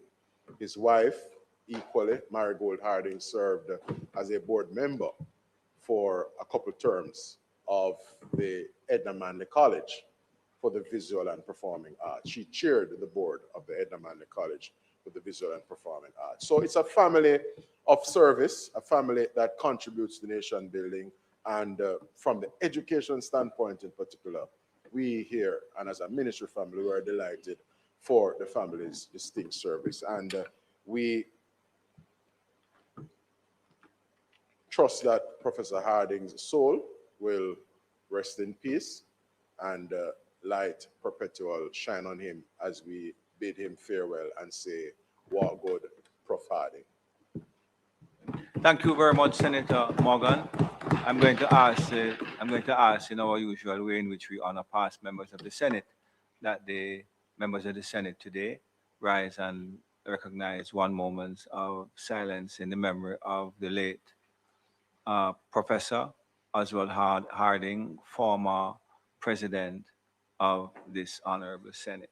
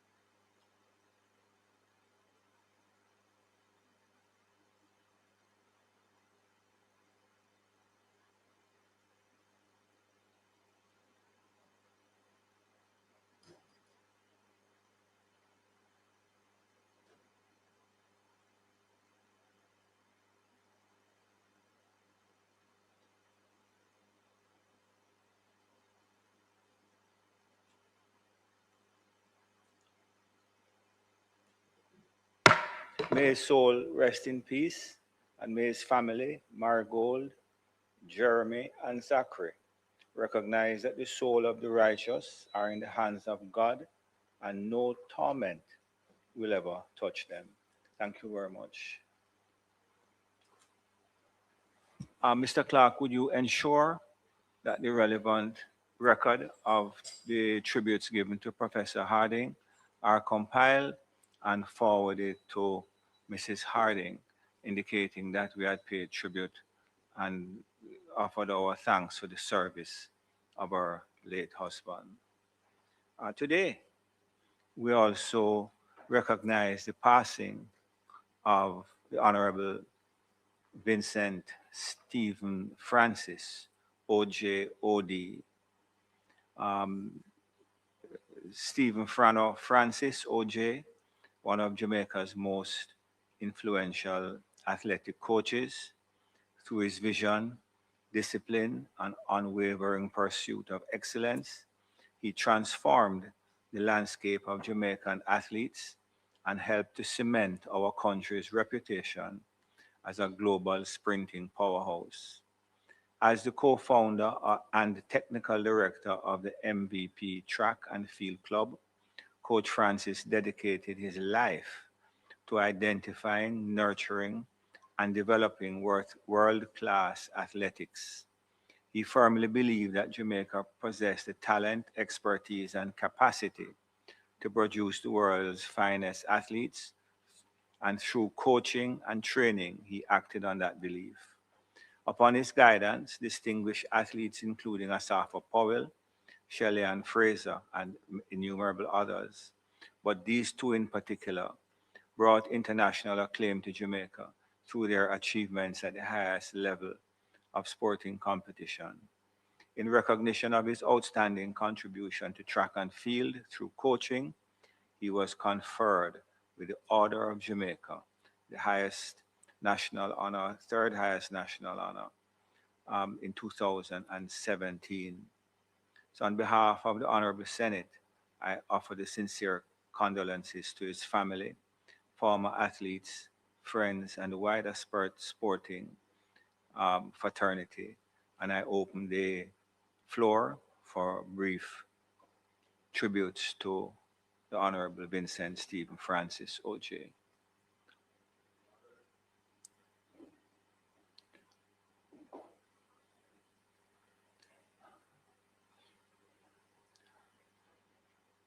Here we go.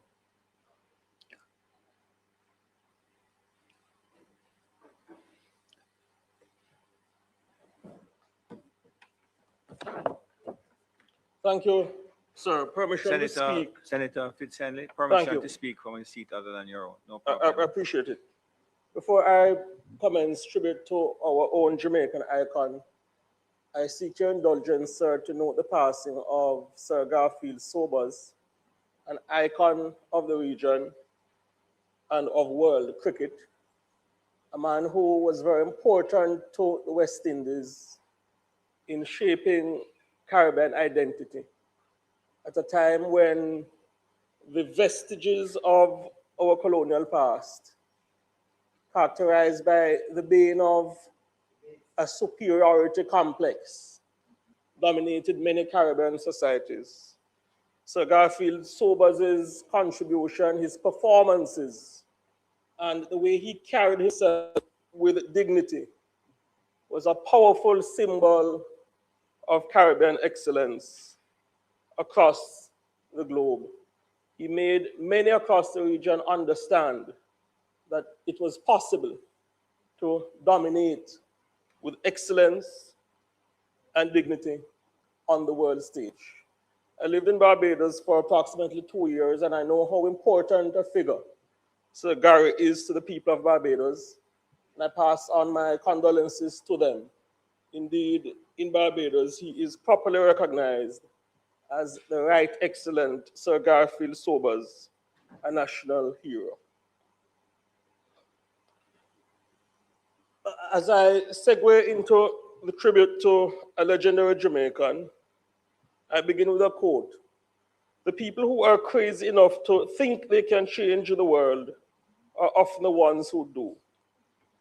I believe that was a quote first adopted by American pioneer Steve Jobs, uttered in the year 1997. As fate would have it, 2 years later, in September of 1999, one Vincent Stephen Francis left a career in finance, where his expertise were highly sought after, and dared to change the face of track and field in Jamaica and across the globe.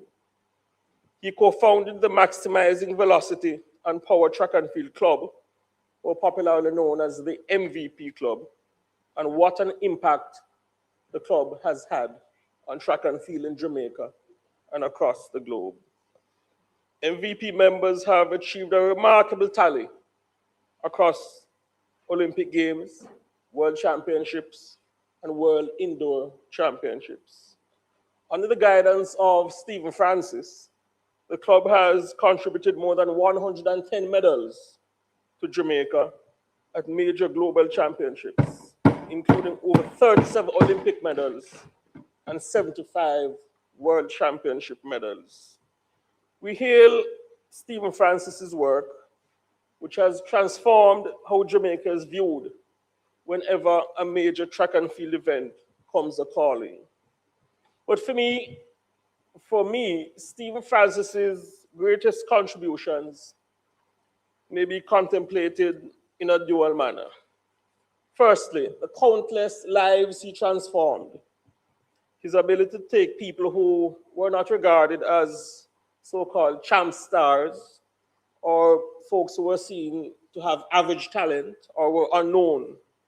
His ability to nurture them and turn them into world beaters and superstars on the global stage. And in so doing, his guidance made better and transformed many lives, enabling countless Jamaicans to be able to take better care of themselves, their families, and give back to their communities. I recall observing the Most Honorable Edward Seaga in the Parliament of Jamaica and Dr. Omar Davies. And though there were political adversaries, one thing they agreed on is that sports is a powerful unifier for a nation. It may transform dull passages into entertaining moments in time. It may make the sad happy, the bored excited, and glued to a TV screen.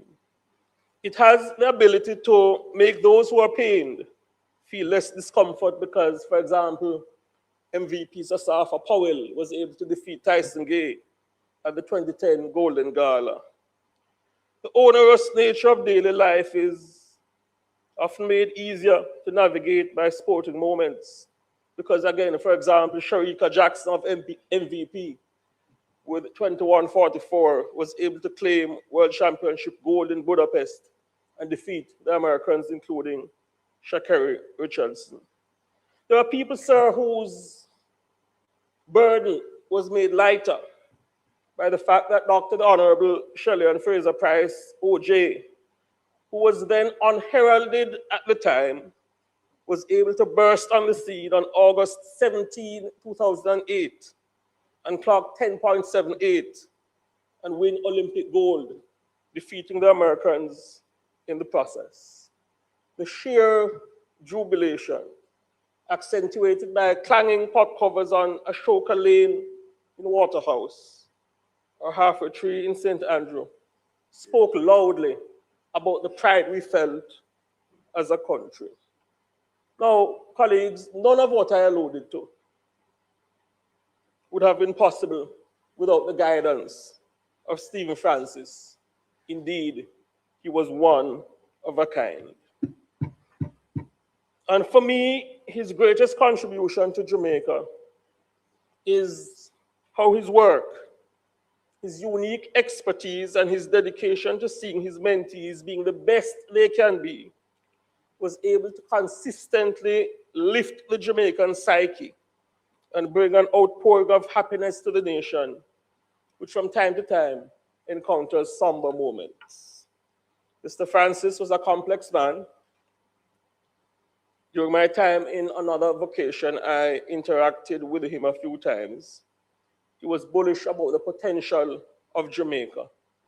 He also understood the business of sports and the administrative side of the vocation. And what I appreciated about him is that in a world where many beat around the bush, Stephen Francis was a straight talker.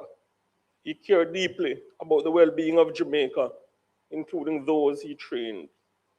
From time to time, he'd have positive interactions with the government via Sports Minister, the Honorable Olivia Grange, about initiatives which the minister put in place to care for not only our track stars, but those who aspire to stardom and were putting in the work at the grassroots level.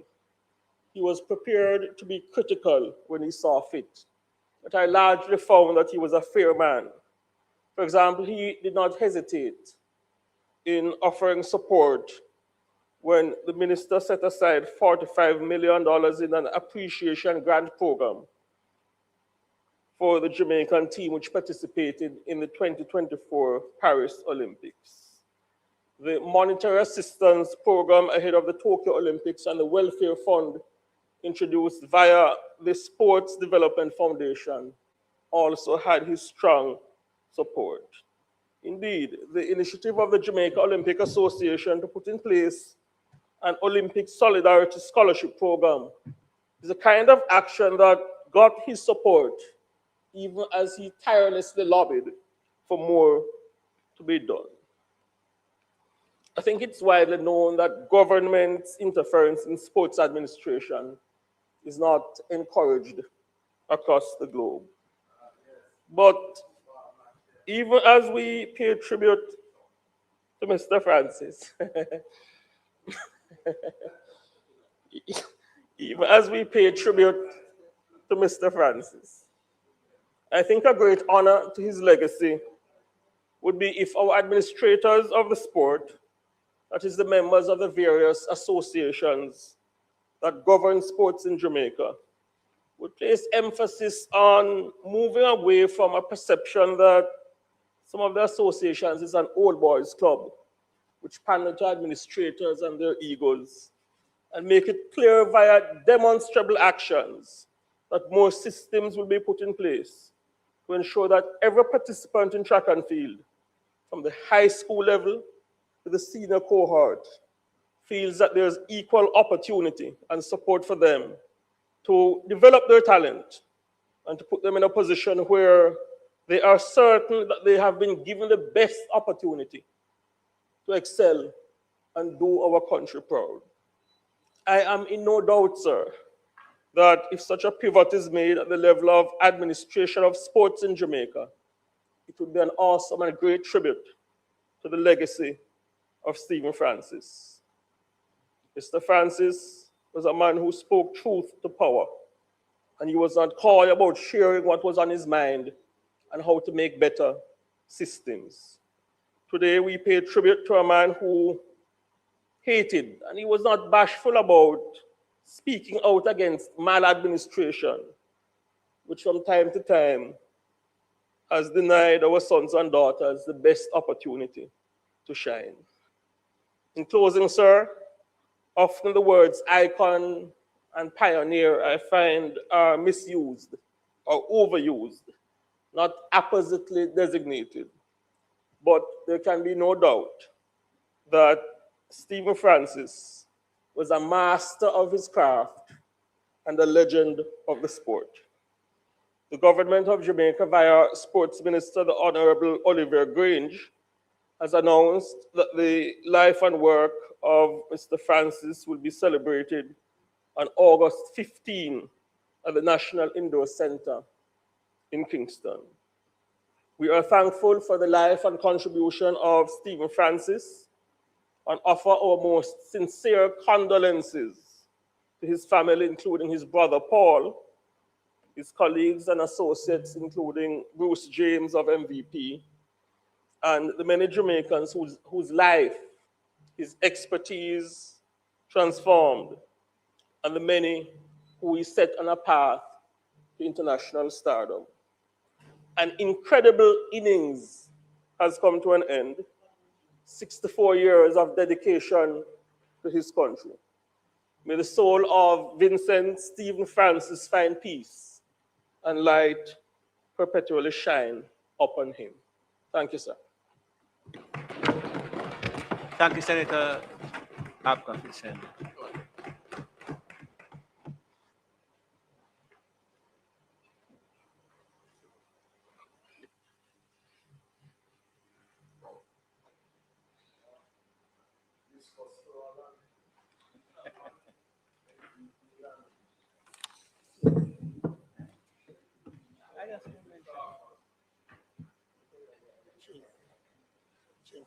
So,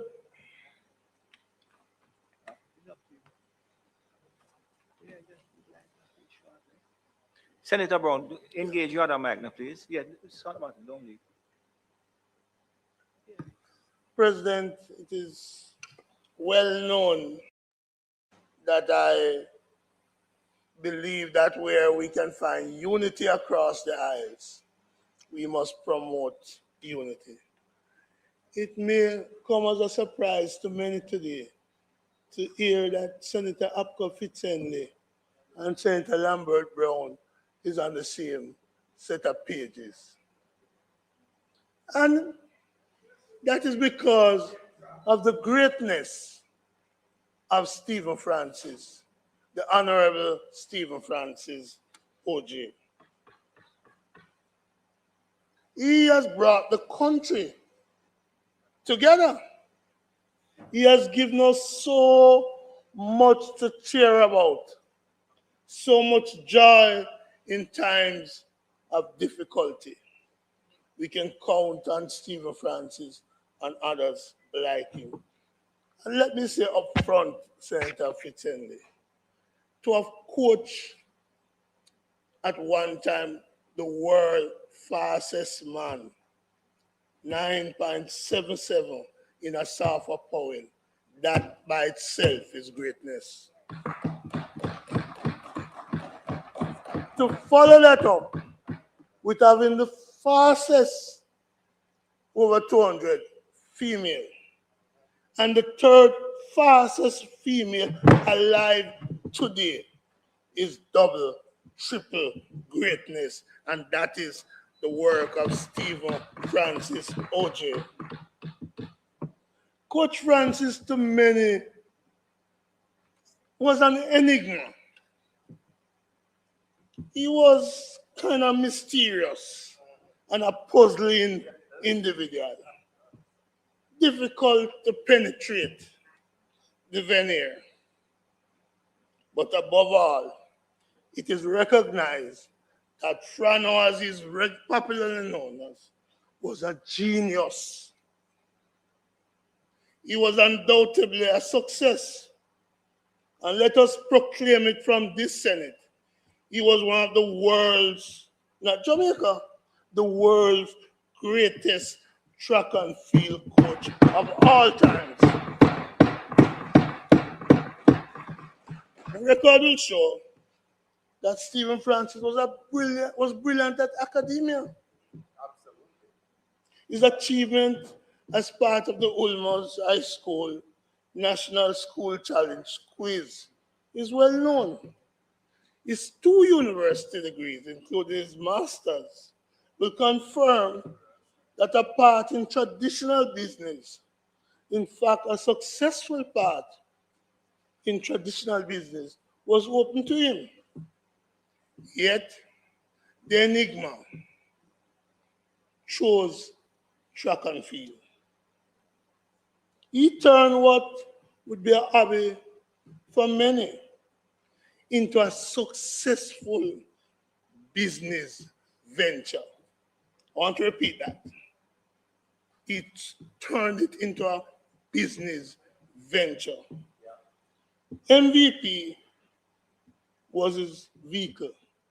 And you're correct, Senator Fitzenley. Not many persons are aware what MVP means. Maximizing velocity and power. That was truly a mission, not just the name of the club.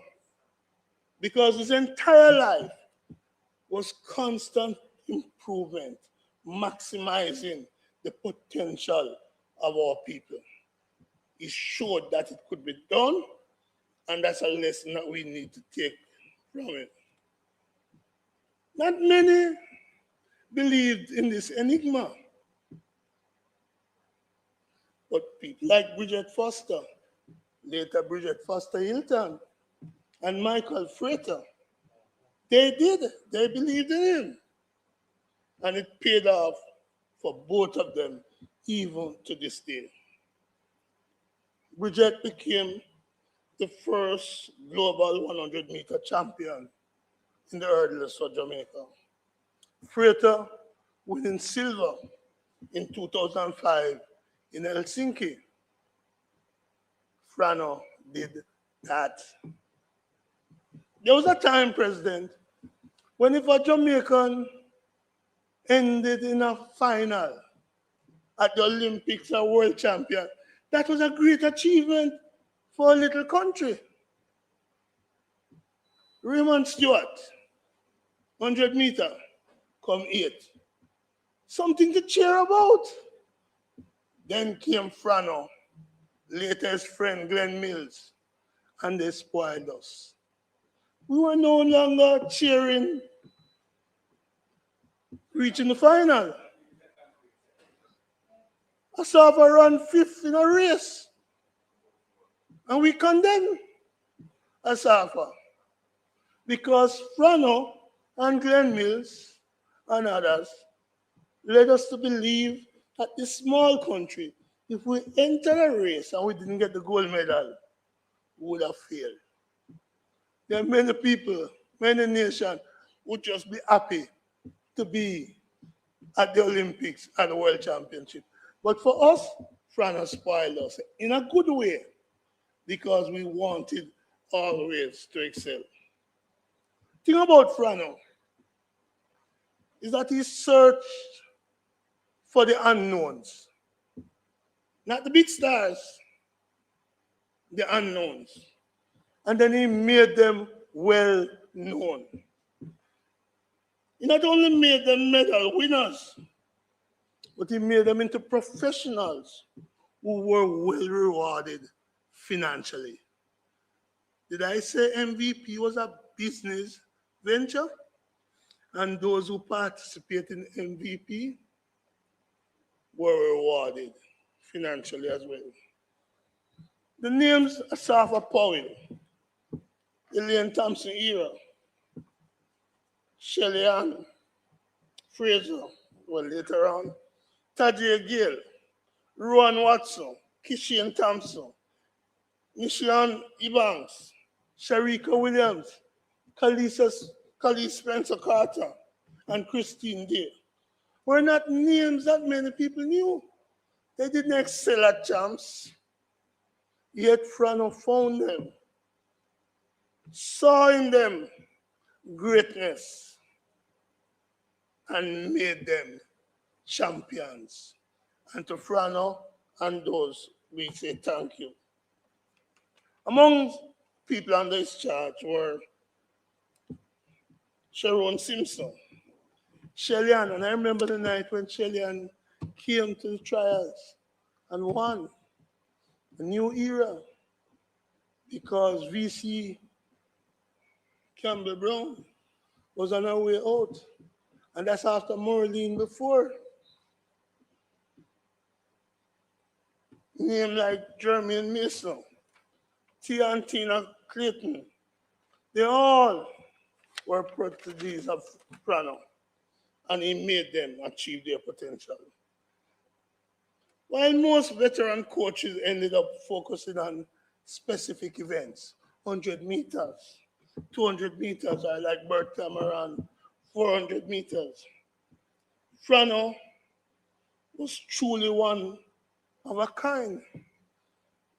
He had global medals, or he trained global medalists in sprint, 100 meters, 200, sprint hurdles, 400 meters hurdles, Melanie Walker, the quarter mile. But he didn't rest just on the track. He was involved in long jump, Tajay Gale, high jump, mentioned Jermaine Mason, and shot put. Marlon, he was an all-rounder. This man, when you look at him, plump like you and I, appear disheveled sometimes, but his greatness was in his clothes. or his physical appearance. It was in his mind.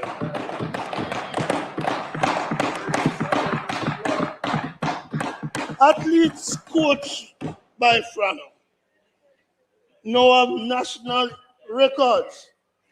100 meters women, 200 meter women, high jump men, 400 meters hurdles women, men's 100 under 20. That's greatness, whichever way you look at it. His charges were not only local, but he had international athletes coming to Jamaica. Antoinette Strong from Bahamas, Sada Williams from Barbados, some from India at one point, and others from abroad. So the tributes have come in about Frano from his athletes. And you have heard them. The president, even president for a day, or for a couple of minutes, sent again. I happened to have been at the stadium a couple of evenings, trying to walk the track, walk the stairs, then trying to get fit, and saw Frano coaching Bridget Foster, as she then was. I saw essentially a sergeant major in charge of a delinquent soldier who was being punished. The rigor that Frano took Bridget through had her chewing up. And it was clear to me there could be no gain without pain. It was tough love. And Minister, I just thought it was torture that the athlete was going through. But a tough love showed Bridget being a coach with Frano today.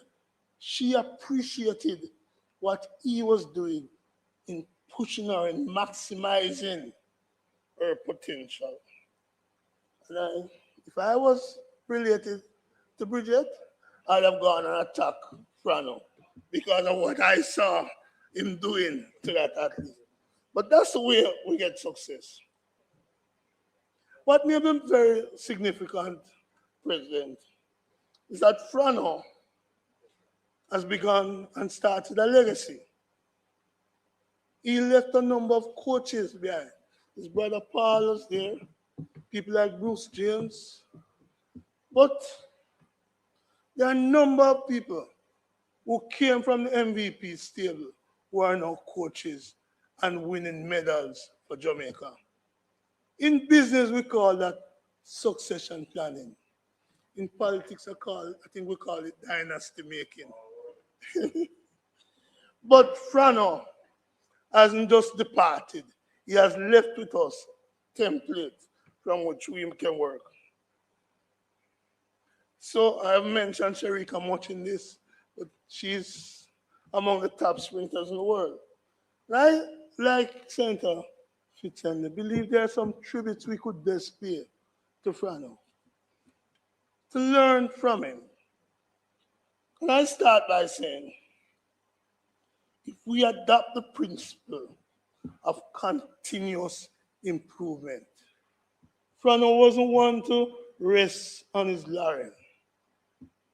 If we want to teach productivity and the value of productivity in the country, let's take the work of Stephen Francis O.J. 977 world record was followed by 972 because he didn't think, as we all know, that 977 would be the world record forever. He saw how we could maximize velocity and power, step by step, motion by motion, process by process. So if we want to pay a tribute to Frano, learn that productivity must be a key part of what we do. Second lesson that we should learn is his reliance kit, Senator Duncan, and data. What gets measured is likely to get done. And Frana was a big data-driven decision maker. And that's something, if we want to pay a tribute to Frana, is learn to respect and be driven by data. Nonetheless, and this is for the business and all of us in Jamaica, Frana understood that we were not operating just in a local environment, that the globe was it, and we should become world beaters. And Frana showed us that as Jamaicans, wherever in this island we came from, we could beat the best in the world. And St. Morgan, we could even beat those who cheat in international affairs, whether by tariffs or by drugs. So Frana taught us that our country could compete with the best and beat them. Let's learn that.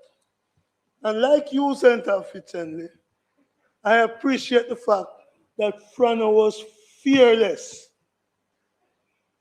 He was not afraid to speak truth to power. And he didn't care what anybody think about him, say about him, as long as he was able to speak his truth, whether to politicians or sports administrators. As Frank Sinatra would say, and I paraphrase, for Frana, he planned each charted course, each careful step along the byway, and more, much more than this, he did it his way. And Frank Sinatra continued to say, yes, there were times, I'm sure you knew, when he bit off more than he could chew. But through it all, when there was doubt, he ate it up, spit it out, face it all. And we can say with certainty that Frana stood tall and did it his way. Mr. President, as a grateful nation, indeed, the world bids farewell to a giant, a visionary, a motivator, the epitome of success, and above all, a humble man, a man of great humility, a man who embodied the spirit of Jamaica, that will liquor, but with talawa. May his soul rest in peace as we thank his family for lending him to us. Even as short as his tenure was on this earth, he left us a man respected, a giant, a coach who have left a legacy and who will allow Jamaica to smile and keep smiling. Smile, Jamaica. Frana, we thank you. May his life be lived by others, and may we all be, in some ways, like Frana. May it please you, Mr. President.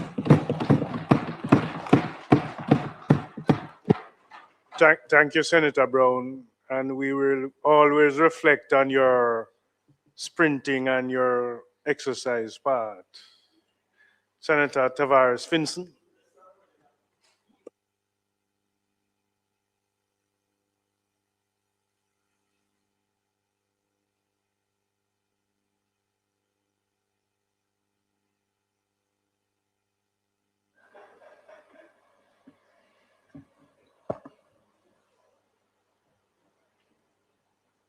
Mr. President, I rise today with a profound sense of sadness,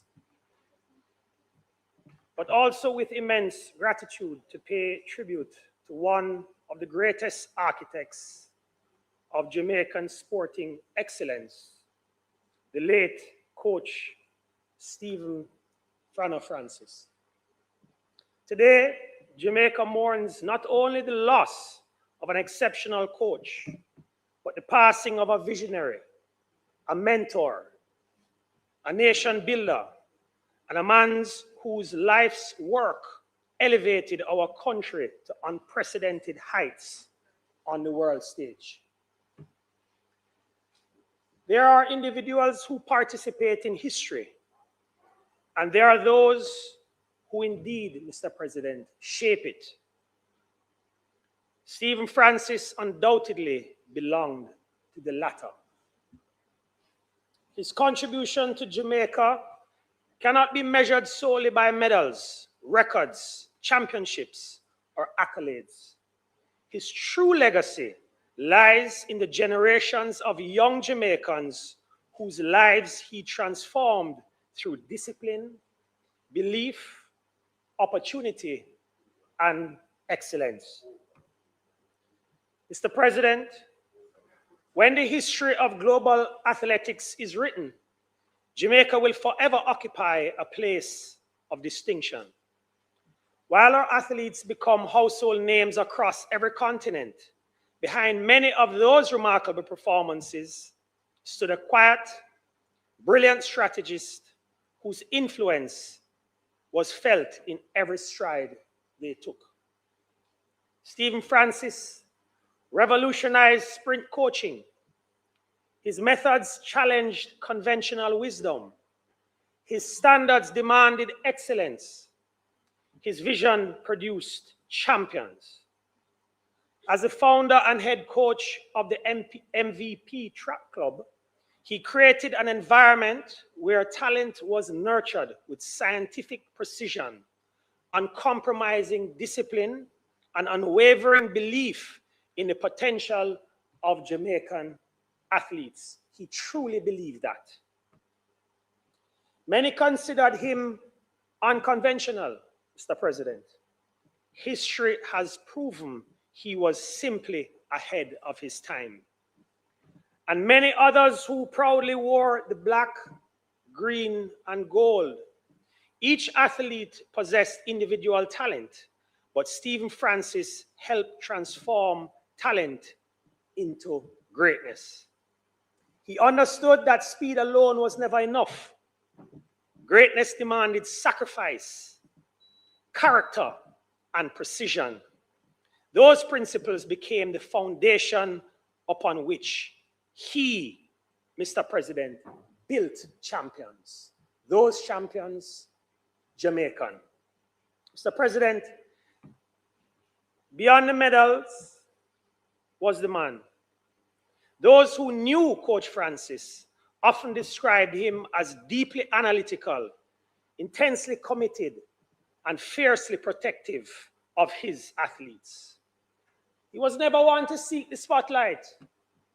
Indeed, many of the greatest accomplishments occurred quietly, away from the television cameras and newspaper headlines. While others celebrated victory, he was already preparing for tomorrow's challenge. That relentless pursuit of excellence became his signature. It is perhaps fitting, Mr. President, that a man who dedicated his life to developing others rarely sought personal acclaim. Instead, he found fulfillment in seeing young Jamaicans realize dreams they once believed were impossible. Mr. President, his work carried significance far beyond athletics. Every international medal won by a Jamaican athlete inspires and had inspired pride across our nation. There's another aspect of his legacy that deserves recognition, Mr. President. He believed in education and preparation. He believed that coaching was both an art and a science. His meticulous attention to biomechanics, physiology, psychology, and training methodology transformed coaching standards, not only in Jamaica, but internationally. Mr. President, on a personal note, I wish to acknowledge the kindness and generosity that Coach Stephen Francis extended to me during my tenure as president of the Jamaican Cycling Federation. Stephen was never one to limit his support to track and field alone. He understood that the success of Jamaican sport depended on all of us working together. I will always remember his willingness to offer advice, encouragement, and practical assistance, particularly when I traveled with the Jamaican delegation to the 2002 Commonwealth Games. His counsel, his professionalism, and his genuine commitment to Team Jamaica reflected the kind of person he was. Someone who celebrated the success of every Jamaican athlete at those games, regardless of the discipline. That spirit of collaboration and national service spoke volumes about his character and remains one of the many reasons he earned the admiration and respect of so many across our sporting fraternity. Mr. President, I also wish to share another deeply personal reflection. During the period when I lived and trained in Cuba, Coach Stephen Francis was an invaluable source of encouragement and motivation. Despite the demands of his own work, he always found the time to offer guidance, share his knowledge, and provide words of support that strengthened my resolve. He also assisted me by facilitating contacts within Cuba's sporting community, opening doors and helping me build relationships that proved beneficial to my development as a cyclist representing Jamaica. Those acts of generosity were never done for recognition or praise. They reflected his genuine desire to see fellow Jamaicans succeed wherever they were pursuing excellence. It is these quiet acts, Mr. President, of mentorship and selflessness, often unseen by the public, that reveal the true measure of the man and the enduring impact he has had on so many lives, including my own. Mr. President, may his soul rest in peace and light perpetual shine upon him.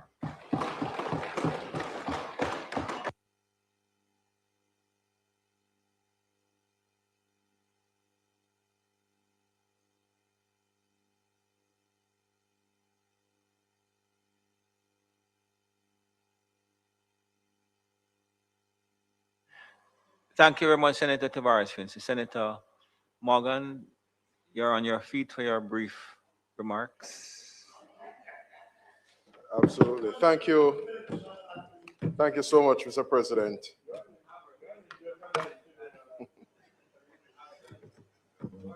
Mr. President, as a patriotic Jamaican who would have been entertained and delighted on so many occasions by the exploits of our athletes, and having a clear sense as to the body of work and support that went into making what we saw on the track possible.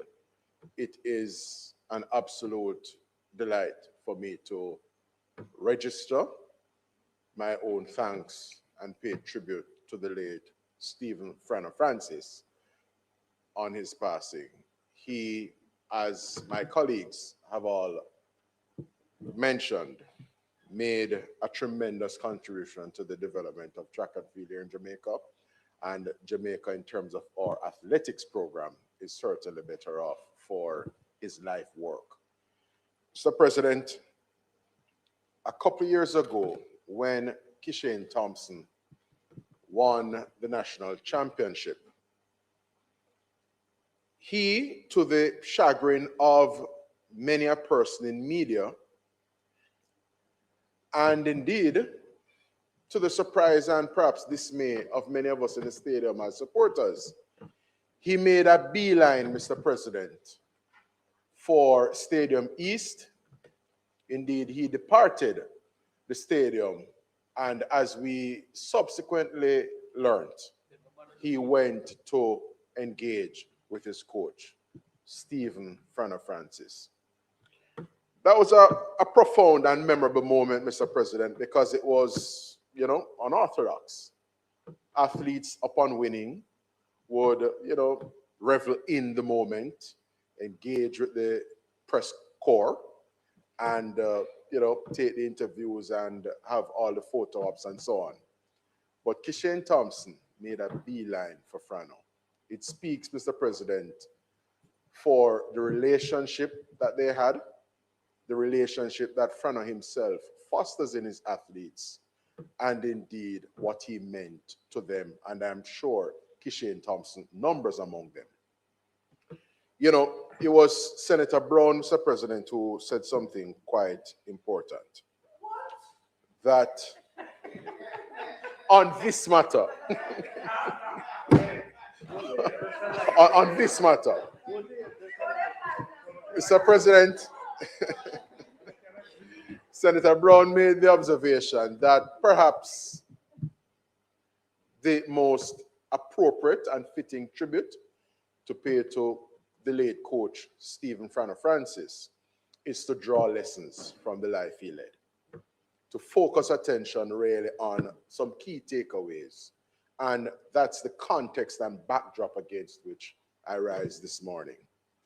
When the news came through 2 Sunday mornings ago of Frano's passing, I, like many Jamaicans, took my device in hand and I went to Facebook and my other socials to pen a tribute, noting with regret Coach Francis's passing. And as I did so, Mr. President, I couldn't help but applying some lessons to a shop that I serve, education. Some key takeaways and nuggets that can be relevant to the development of our students and the teaching and learning enterprise. What do I mean by that? First of all, Frano and the MVP outfit made UTEC, which has now come to be dubbed the home of world-class athletes, yes? Made UTEC their home.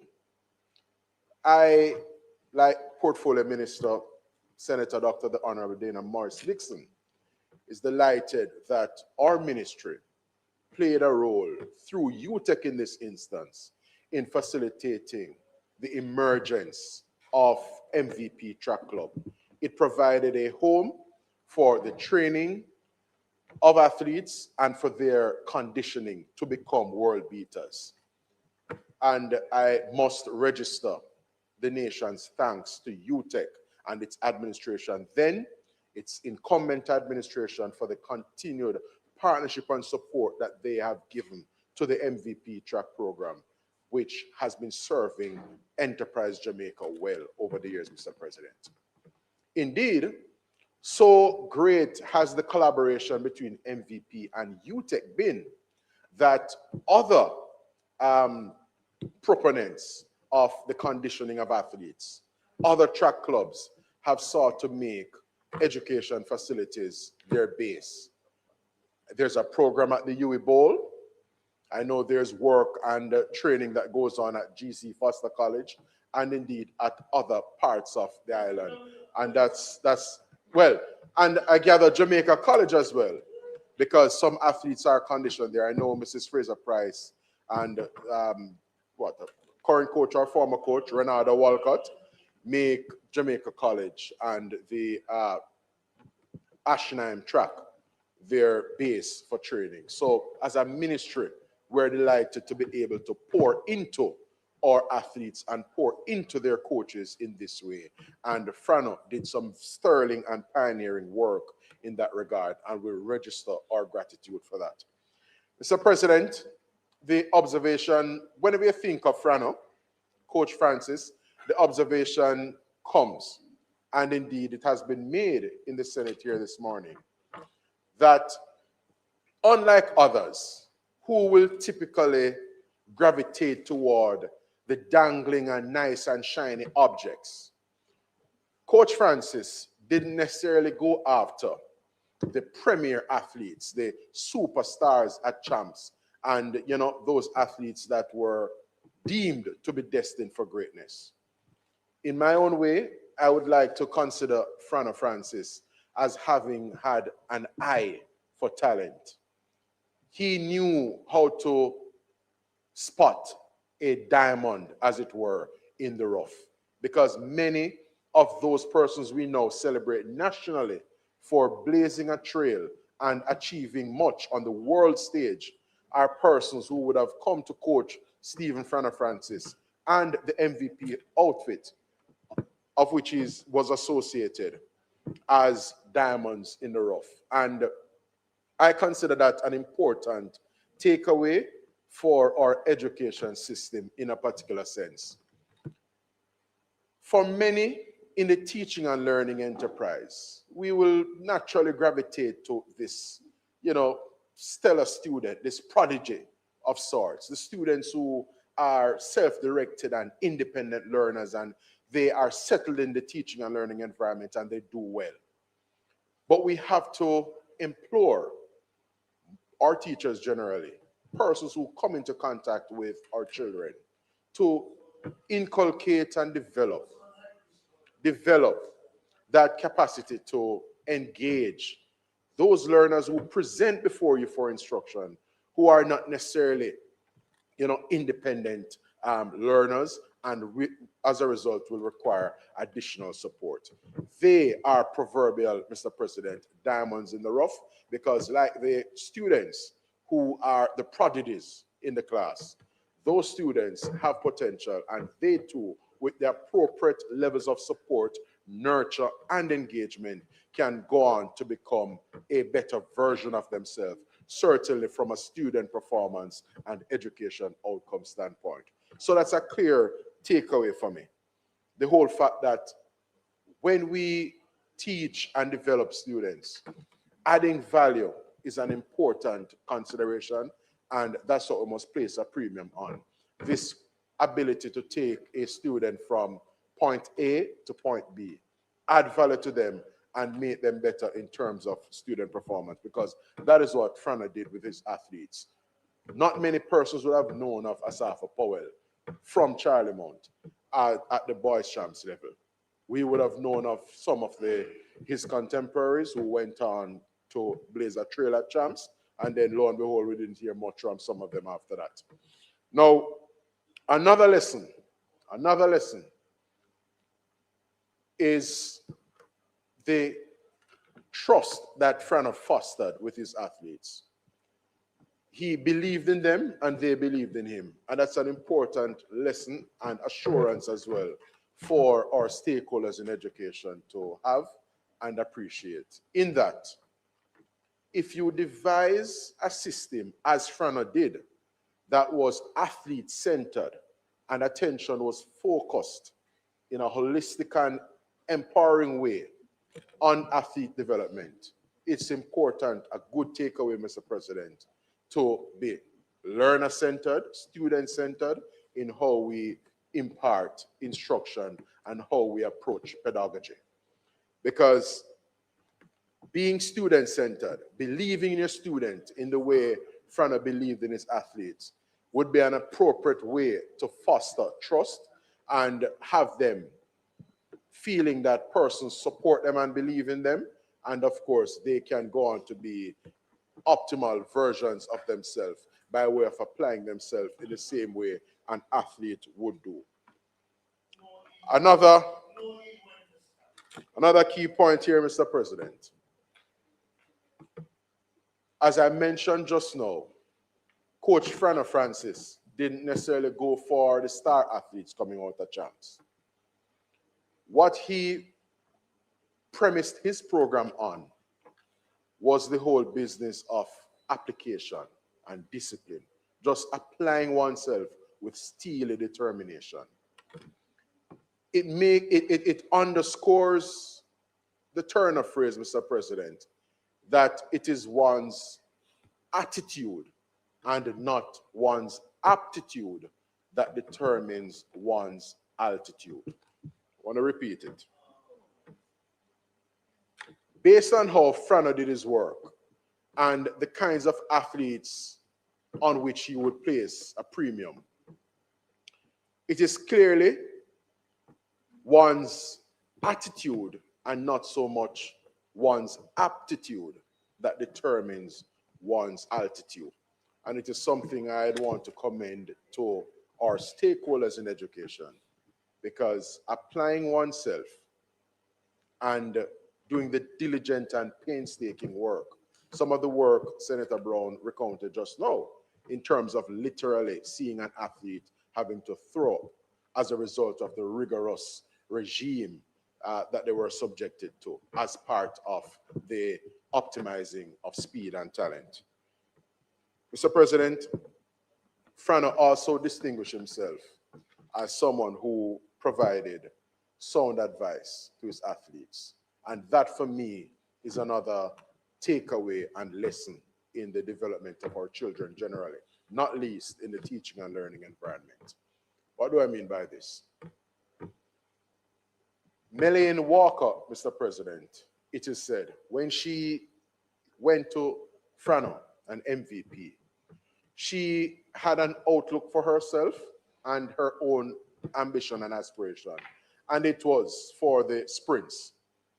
But it was Frano who, in keeping with his own knack and eye for talent and capacity, who really made Melaine Walker not a sprinter, but more so a hurdler, a sprint hurdler. So she did the quarter-mile event, albeit over the obstacles, so the 400-meter hurdles. And Melaine Walker went on in 2008, the Beijing Olympic Games, to mine gold in the sprint hurdles. So the key takeaway here is that if you are being student-centered and client-centered in providing your service, you can tailor your engagement and use your own professional judgment, experience, and expertise, not least, again, as I say, in the teaching and learning environment to bring out the best in your student. Because a student, for example, may want to pursue the sciences, and you as a classroom teacher may realize that, listen, perhaps this person can go on to make a fine lawyer, So you orient the child toward the grammar school area as it relates to literature, history, those disciplines, and indeed law, which is offered at the CAPE level now. So, as others have said, Mr. President, there are so many useful takeaways from the life and work of the late coach Stephen Frano Francis, and I'm delighted that there are exemplary nuggets and lessons that we, as an education sector, can draw from Frano, some of which I would have enumerated just now. And in light of his passing, I wish to extend words of support to those athletes whose lives he would have transformed over the years, taking many from obscurity in some instances to prominence on the world stage. I'm sure they are eternally indebted to him, and the course that their life took was as a result of their interface and study at the hands of Coach Stephen Frano Francis.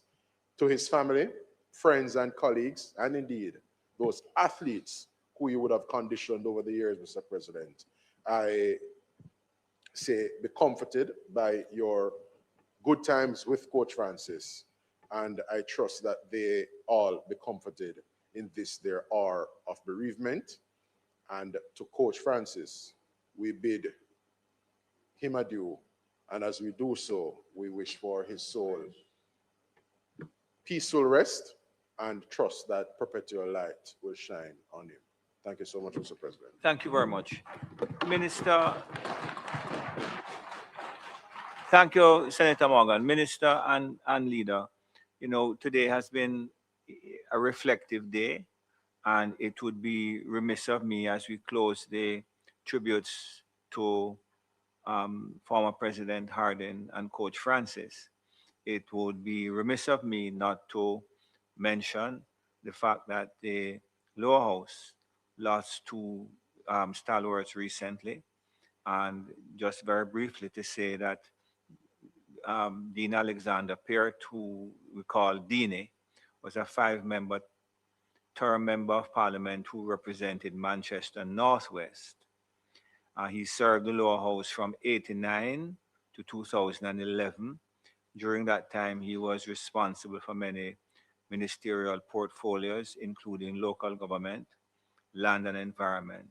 He served as parliamentary secretary in the Ministry of Labour, Welfare and Sports, Minister of State, the Ministries of Construction and Local Government, Transportation and Works, and had the honor of serving in the House of Representatives with his brother, the former Speaker, Michael Peart. So those of us who have more than a passing acquaintance with that generation would refer to Deanie and Michael, the brothers Peart from Manchester. In 2009, he was confirmed with the Order of Distinction in the rank of Commander in recognition for his distinguished service to the Parliament of Jamaica. And the lower house also lost perhaps a lesser known name, but no less in terms of his service to the Parliament, the country. Arthur Easter Nelson, OD, was a 2-term member of Parliament who represented the constituency of St. James West Central from 93 to 2002. And during his time in the Parliament, he served the people of his constituency with quiet dignity, grace, and commitment. He was, we are informed by those who were close to him, warm and generous, who readily shared his knowledge and experience with others. Madam Leader, if any of your members wish to speak briefly on either Deanie or Mr. Nelson, they are welcome to do so at this time. Thank you, Mr. President. Senator Floyd Morris will speak to Dean Peart and Senator Alan Bernard. Thank you. Senator Professor Morris.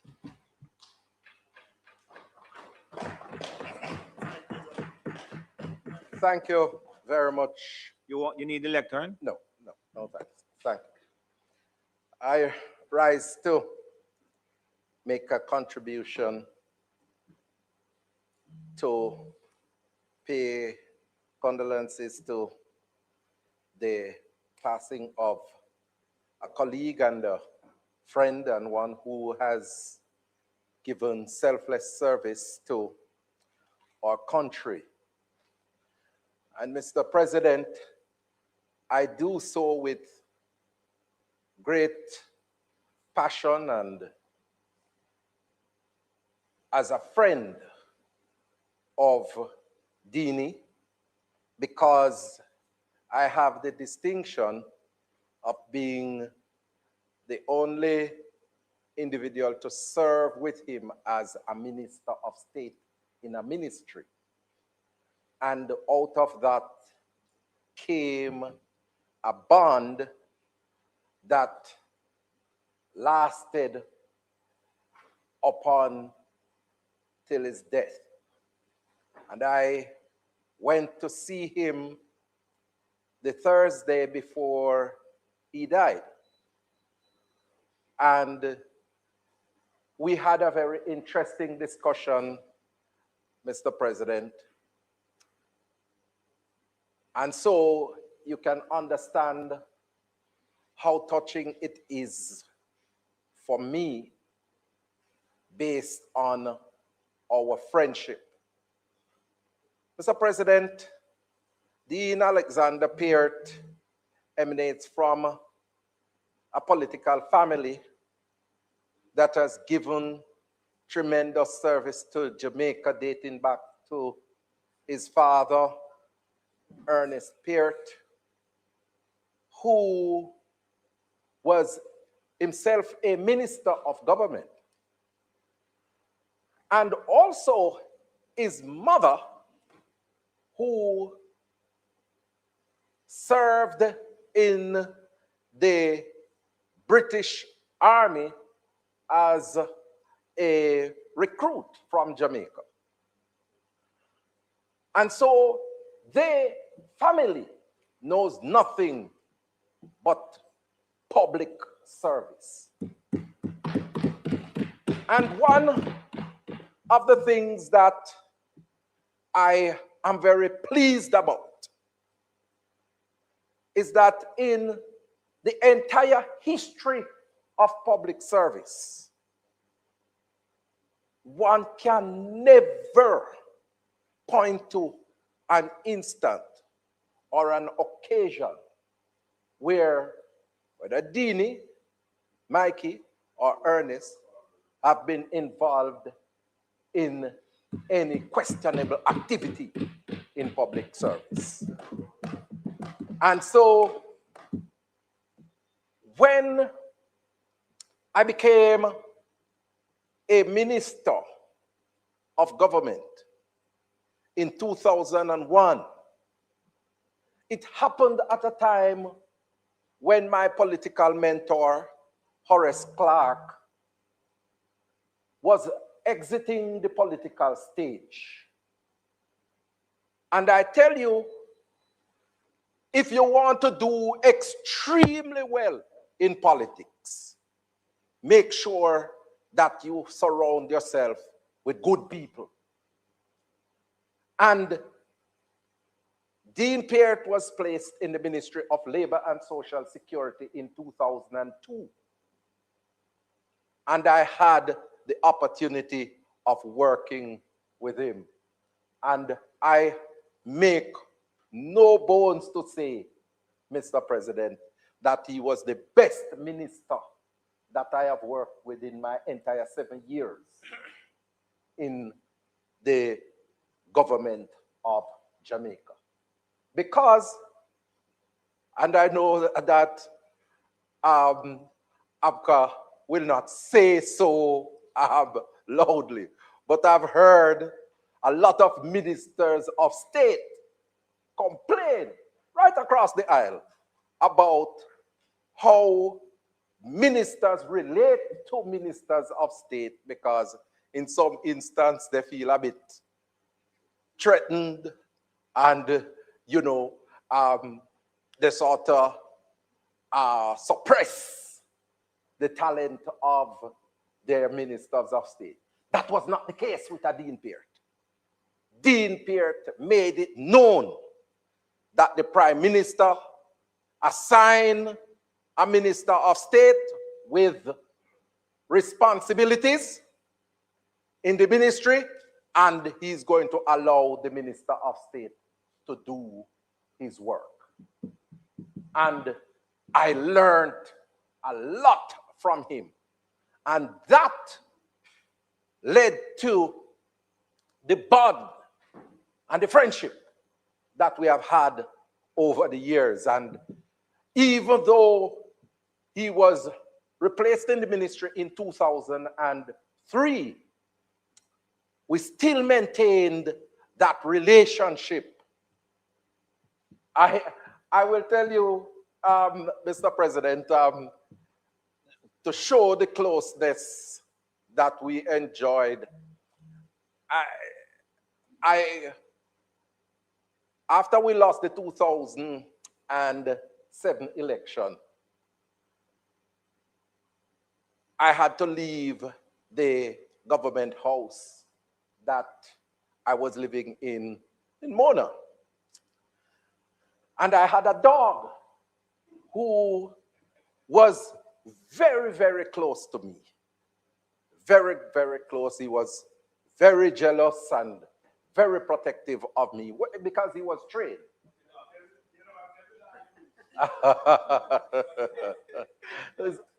Samson.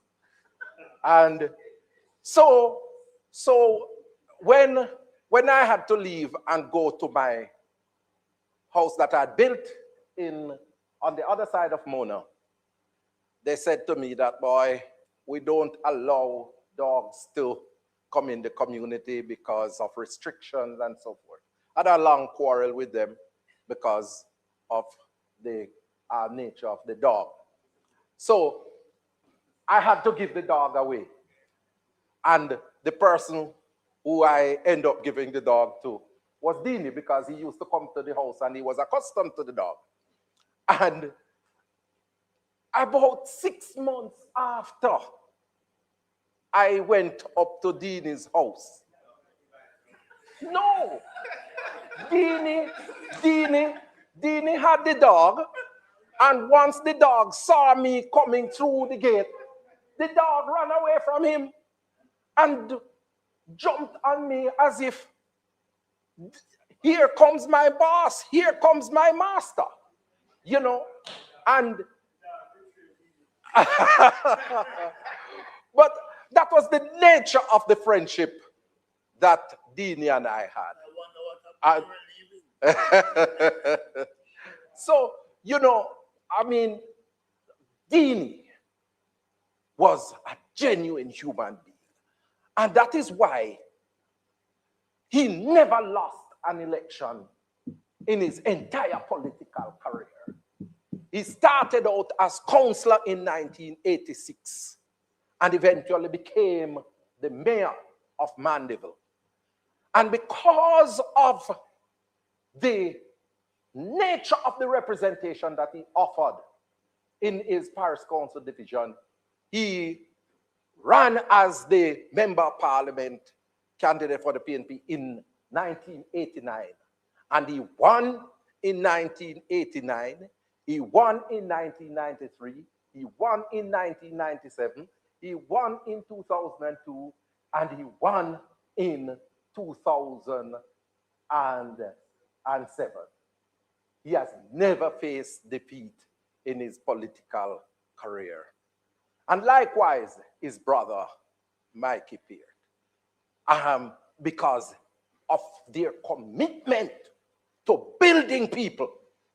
And I have met several students at the University of the West Indies, and they say, we are here from Northwest Manchester because our parents benefited from the efforts of Dean Peart when he was Member of Parliament, because he was very passionate and committed to the education of his people. And so, Mr. President, I am saddened, and we on this side are saddened by the passing of this colossus, an individual who has given selfless service to Jamaica.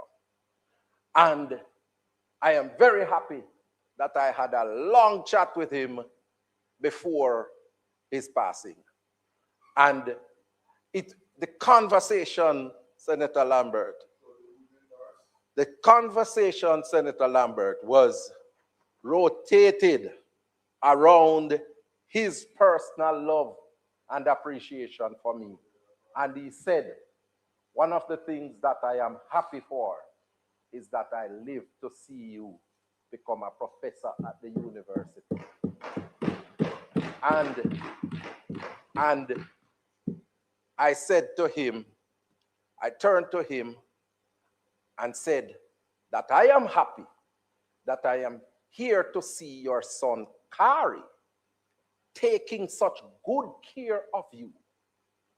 Because I remember when Dean insisted that Kari was going to be a medical doctor.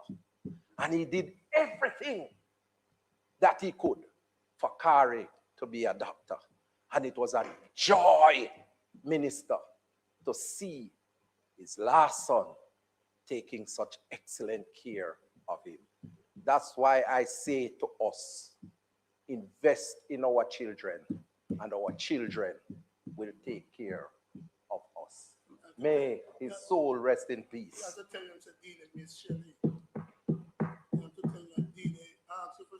Yes, yes, yes, yes, yes. Yes, he was very much happy as well for Shelley, because, I mean, we have him on video when we were getting married and we were dancing, going in to this song, She's Royal. And he, with his loud mouth, was there saying, "Going ahead, Friday," you know, because he was always enthusiastic about the things that I could do as a blind person. So, you know, I'm very happy to make this tribute, and may his soul rest in peace. And I'm looking forward to seeing him on that great getting up morning when the eastern skies shall be open and the trumpet of the Lord shall be sounded, and the dead in Christ shall rise first. May his soul rest in peace. Thank you very much. Senator Allen, I'm allowing you brief. Can I say something? You know, you're pointing at Senator Morgan. Let me tell you something. No, don't do that. Because if you were to put Coach Francis's life in terms of verbal presentation, you wouldn't have any interest in Senator Morgan as a long distance presenter. You know? I wanted to be a sprinter.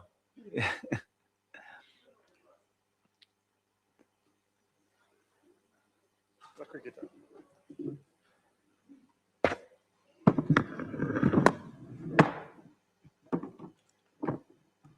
Thank you very much again, Mr. President.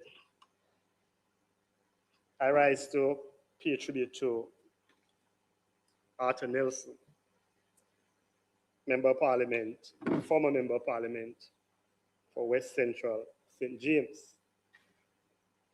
I know Arthur before politics, and I'm looking across from my colleagues, Senator Sinclair and Senator Thompson. We are all Cornwallians. Arthur Nelson was a gentleman, a man of might, as we say at Cornwall College. And so I extend condolences to the Cornwall College family as well. Arthur Nelson was an outstanding student and footballer at Cornwall College in the 50s, culminating in his role as vice captain for the great 1953 La Costa Cup and Olivier Shield.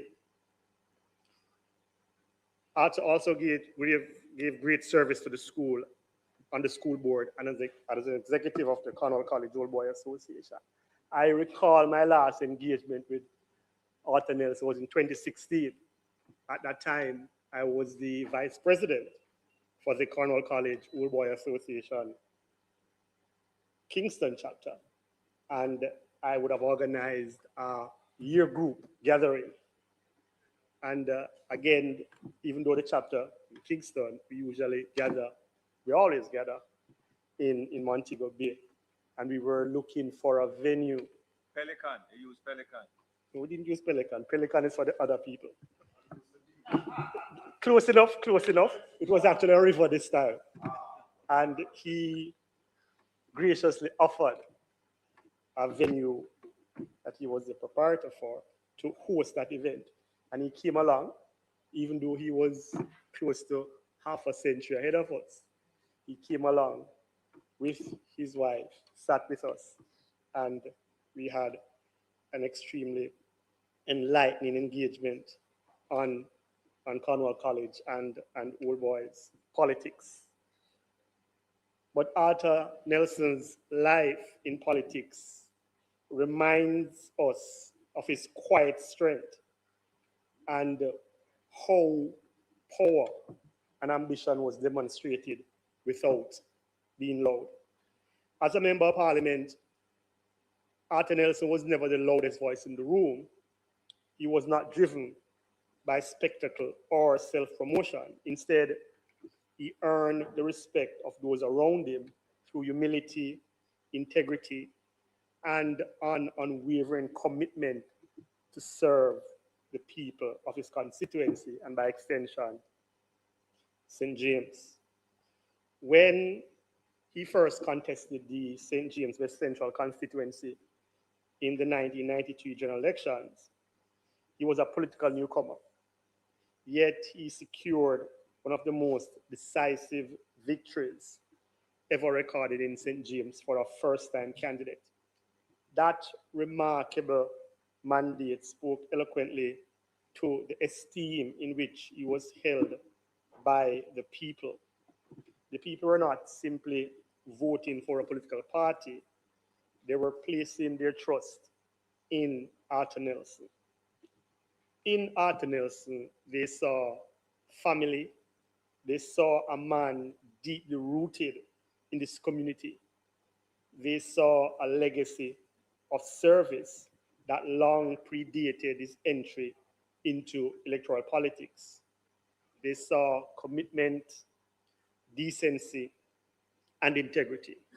Above all, they saw someone they believed would faithfully represent their interests. That confidence was reflected not only in the overwhelming mandate they gave him in 1993, but also in the transformation that took place across Western Jamaica during the years he served. Under the leadership of Prime Minister P.J. Patterson, there were deliberate expansion of national capital investment beyond the Kingston metropolitan area. The Greater Montego Bay and the West Central St. James benefit from major public investments, including the Montego Bay Sewage Improvement Project, the construction of the Catherine Hall Sports Complex, the development of Cornwall Courts improvements, and improvements in the island's road network, and significant investment in water and other public infrastructure to support the region and its constituency. Arthur Nelson understood that representation was measured not by rhetoric, but by results. He worked diligently to ensure that West Central St. James had a voice at the table and that his constituents shared in the opportunities created by the national development agenda. His greatest legacy was not the size of his electoral victory, but the trust he earned, the lives he touched, and the example he set. He demonstrated that leadership is rooted in character. The public office is about service, and humility is one of the highest forms of strength. Mr. President, we want to honor the memory of Arthur Nelson by embracing some of these same values. May his soul rest in peace and light perpetually shines upon him. Thank you. Thank you. Thank you very much, Senator Allen. May those who we have honored today, and it has been a day of honoring our fallen colleagues, may those who we have honored today rest in peace and light perpetual shine upon them. And may their legacy of service, dedication, and excellence continue to inspire generations to come. Statements by ministers. Announcements.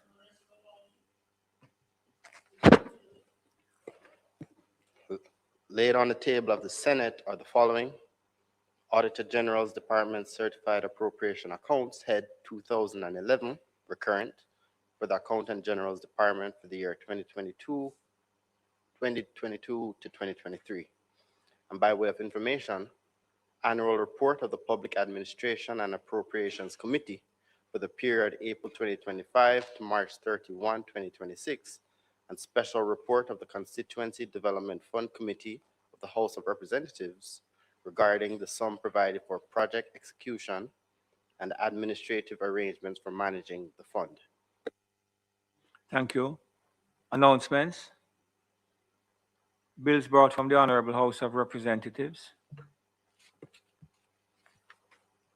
Following is a message from the Speaker of the House of Representatives to the Honorable Senate.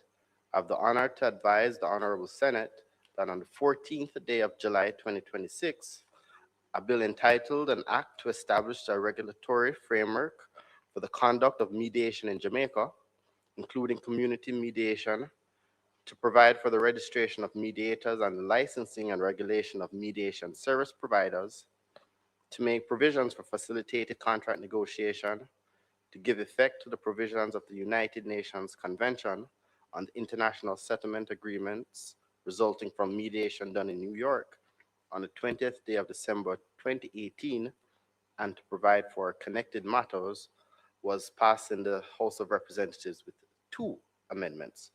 This message is from the Most Honorable Juliet Holness, Speaker of the House of Representatives. Petition. I'm sorry.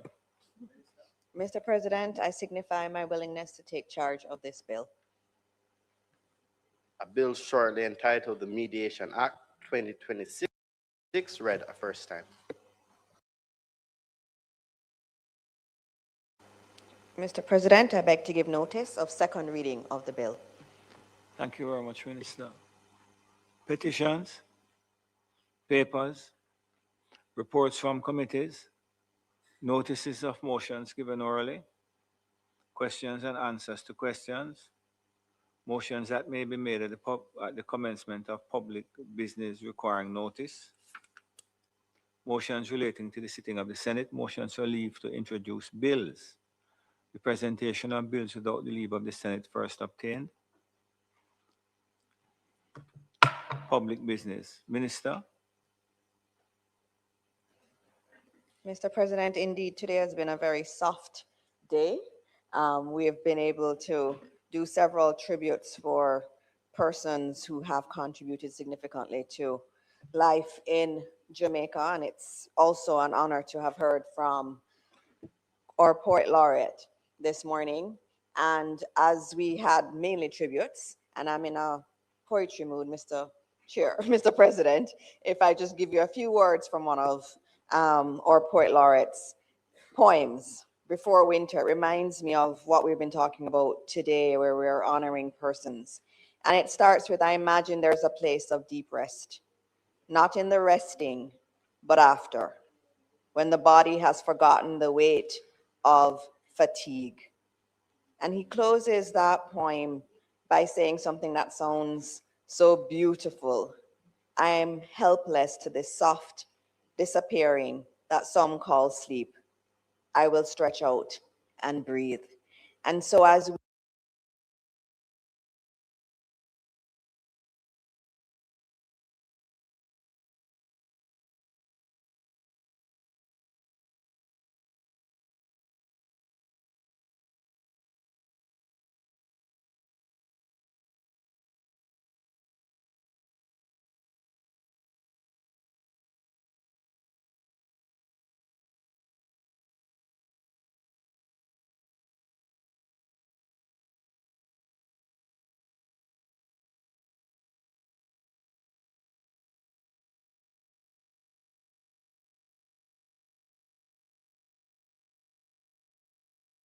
Senator Scott-Mottley. May I be so presumptuous, Minister? It struck me that we have been speaking a lot about death. And I'm sure that you all would want to join me in wishing the President a happy belated birthday. because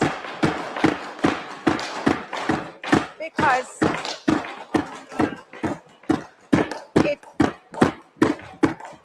I notice there's a lot of clapping going on over here. No, because we need to celebrate life and to say thanks while people are with us.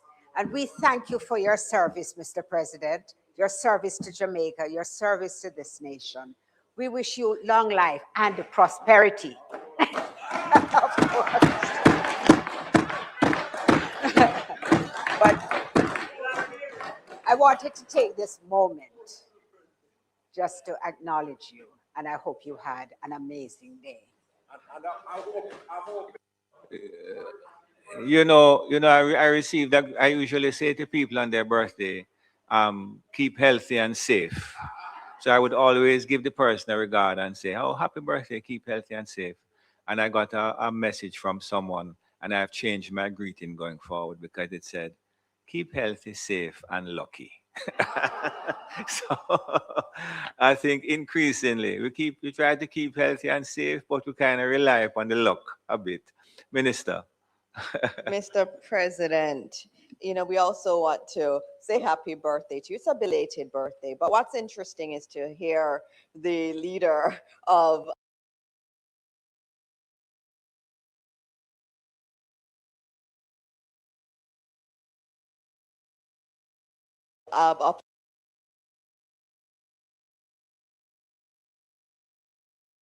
we said some very kind things about And so we want to thank you for what you do. And So like some sort of goodbye, you know. you know, you want to hear these nice But things. You want to hear these look nice here, things while you're let me tell you alive. something. In the nature of these things, you never know, you know. You might be saying next week, my God, can you imagine that? That's not our intention, Mr. President. And you should. My God, can you imagine that he has moved on to something more? No, Mr. President, I see you some mornings. In the past, I used to see you more, but because I'm not there, I used to see you running, and he can run at a pace that I cannot run at. And so I know that you are in good health and that you're doing what you need to do to remain in good health. But Mr. President, having said that, we don't really have any more business to do today, and so I asked that we adjourn for a date to be fixed, Mr. President. Thank you very much. The members would have heard the question. Those in favor? Against, this Honorable Senate now rises for a date to be fixed.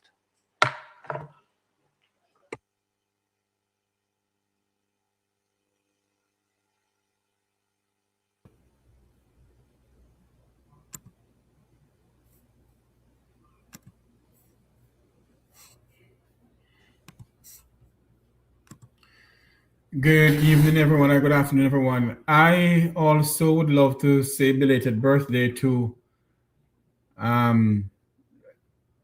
Senator Tom Tavares-Finson, which that I did before, but belated birthday to you, sir.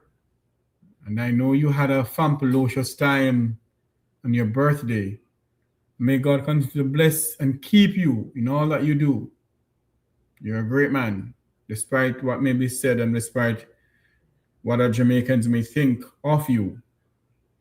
I know you're a great man. You're a great family man. And I wish you all the best. You know, I heard you said something that, you know, man, be careful that, you know, we may end up saying, boy, look how we're saying XQYZ about him a couple of days ago. You're going to live to see many, many more, Tom. Uncle Tom, you're going to live to see many, many more. This evening will be an evening to remember on the Make We Talk program. My special guest will be Wilfred Rattigan,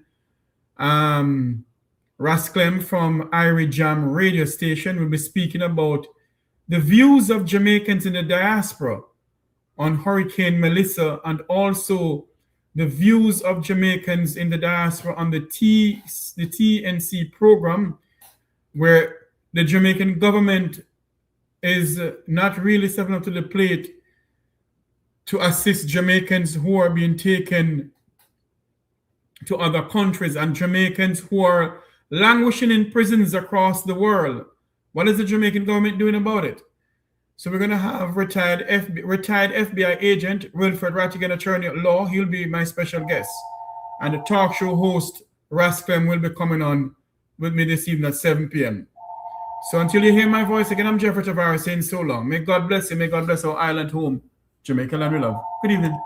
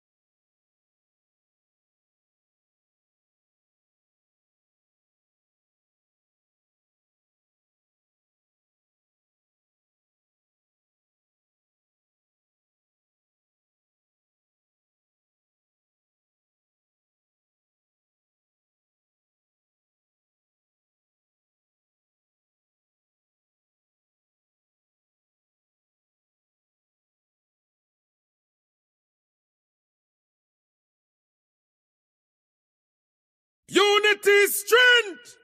Make we reason. Make we talk. If we see corruption in any shape or form, we're going to highlight it. Make we talk. Jeffrey Tavares represents yard and broad and the entire diaspora.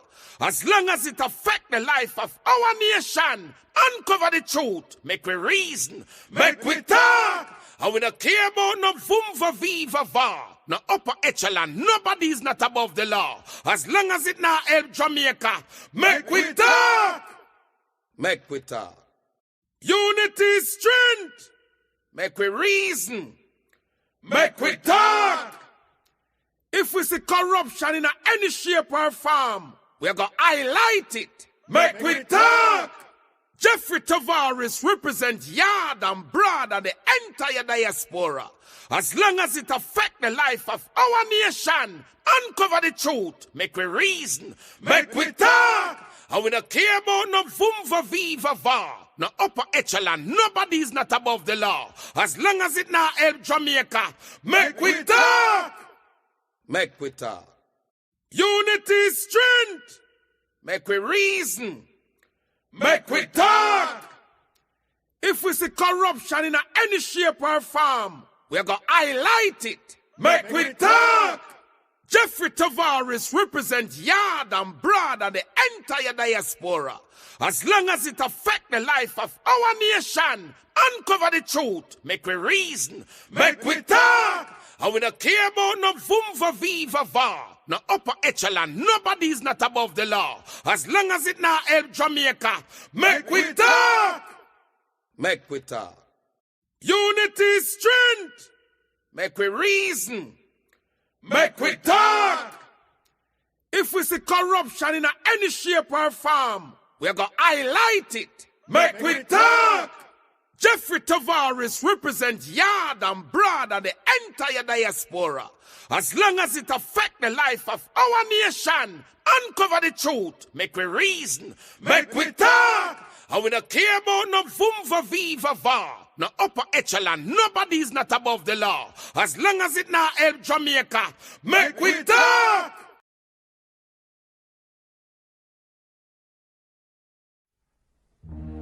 As children, we learn the true meaning of being a hero.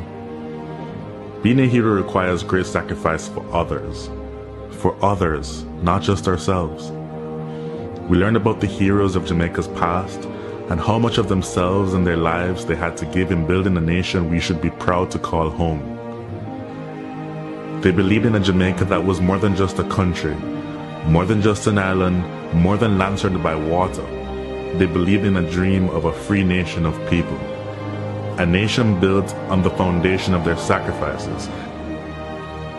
A nation of many people working as one.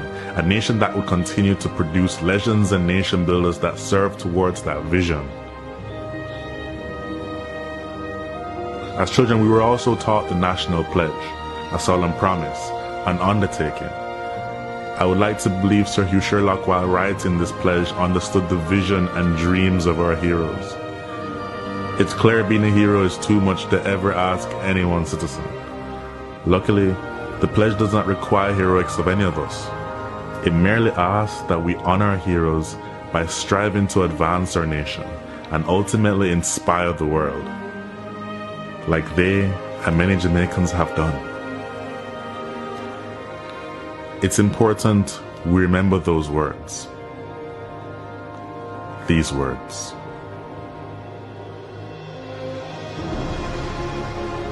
Before God and all mankind, I pledge the love and loyalty of my heart, the wisdom and courage of my mind, the strength and vigor of my body in service of my fellow citizens. I promise to stand up for justice, brotherhood, and peace, to work diligently and creatively, to think generously and honestly, so that Jamaica may, under God, increase in beauty, fellowship, and prosperity, and play her part in advancing the welfare of the whole human race.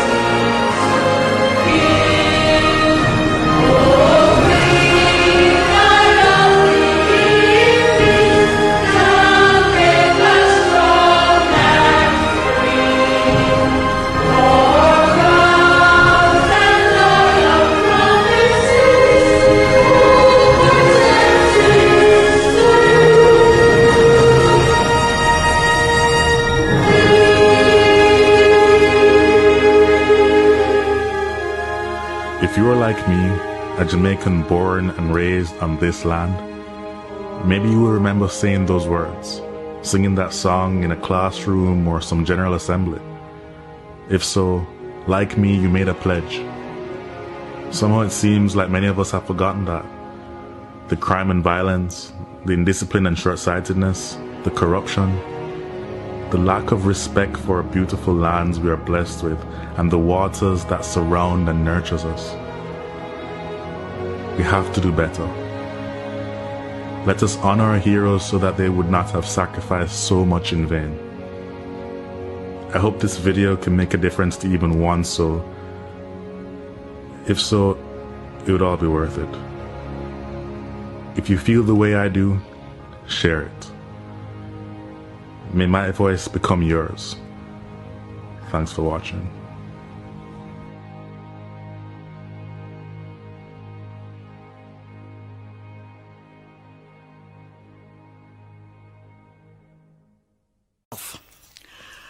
Sun a shine, but things not bright. Do a pot a boil, bickle not enough. River flood and rain a fall. Rain a fall, but dirty tough. Nowadays the time so hard, when you ask Maddie how them do, them afraid you take it, tell them back so them no answer you. No care how much we da work for hard times, still in our shot. We da fight, our time a beat we. They might raise we wages, but £1 gone and pound we pay and we no feel no merriment. For £10 gone and pound we food and £10 pound we rent. Saltfish gone up, mackerel gone up, beef and pork gone up same way. And when rice and butter ready, them just go up a holiday. Cloth, boot, pin and needle gone up. Ice bread taxes, water rate, kerosene, oil, gasoline gone up, and the pound devaluate. The price of bread gone up so high that we have to agree to cut we hype and bread and all turn dumpling refugee. And all them Margaret Smaddy, whether go on like fatty sin, all them they whether fast with me, I left them to dumpling. Sun a shine and pot a boil, but things not bright. Bickle not enough. River flood, rain a fall, but water scarce and dirty tough.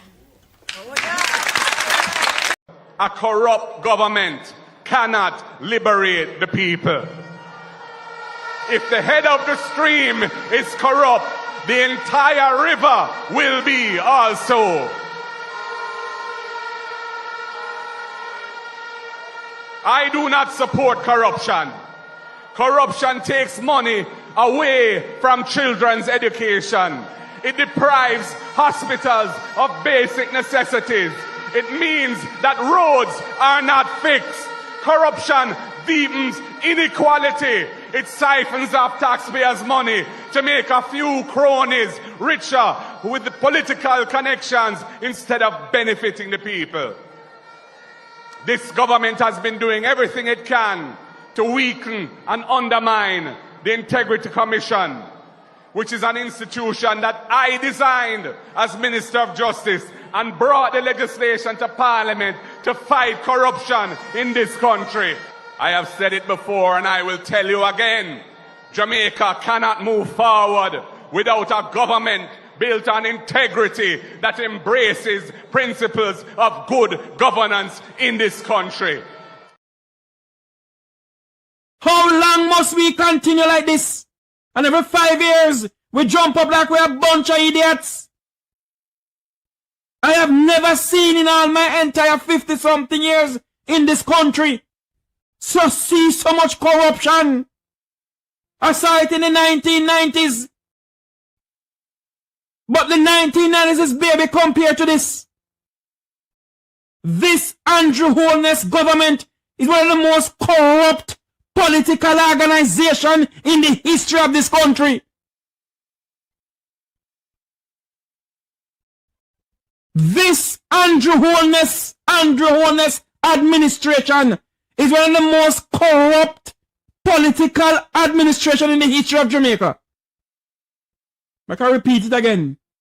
This Andrew Holness administration, led by the leader himself, who is the Prime Minister of this country, Andrew Michael Bogard Holness, is one of the most corrupt organizations in the history of Jamaica. One of the most corrupt government known. Everywhere you turn, corruption here, corruption there. And the sad part of it,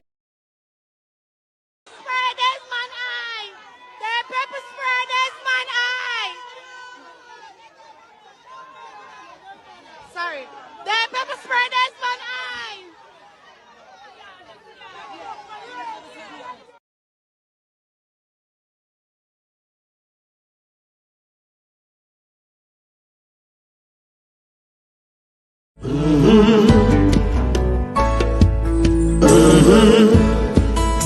When the game gets rough and this life just seems so tough, make we talk, my people, make we talk. When this town becomes an ugly place, don't let it erase the smile from your face. Make we talk, people, make we talk. Conversation is the key, a guiding light for you and me. Spark a talk and you will see. Conflict solver A to Z. World leaders master the art of self-defense just by talk. So people, make we talk. Hey, we're living in a world that on ourselves we must depend. Make we talk.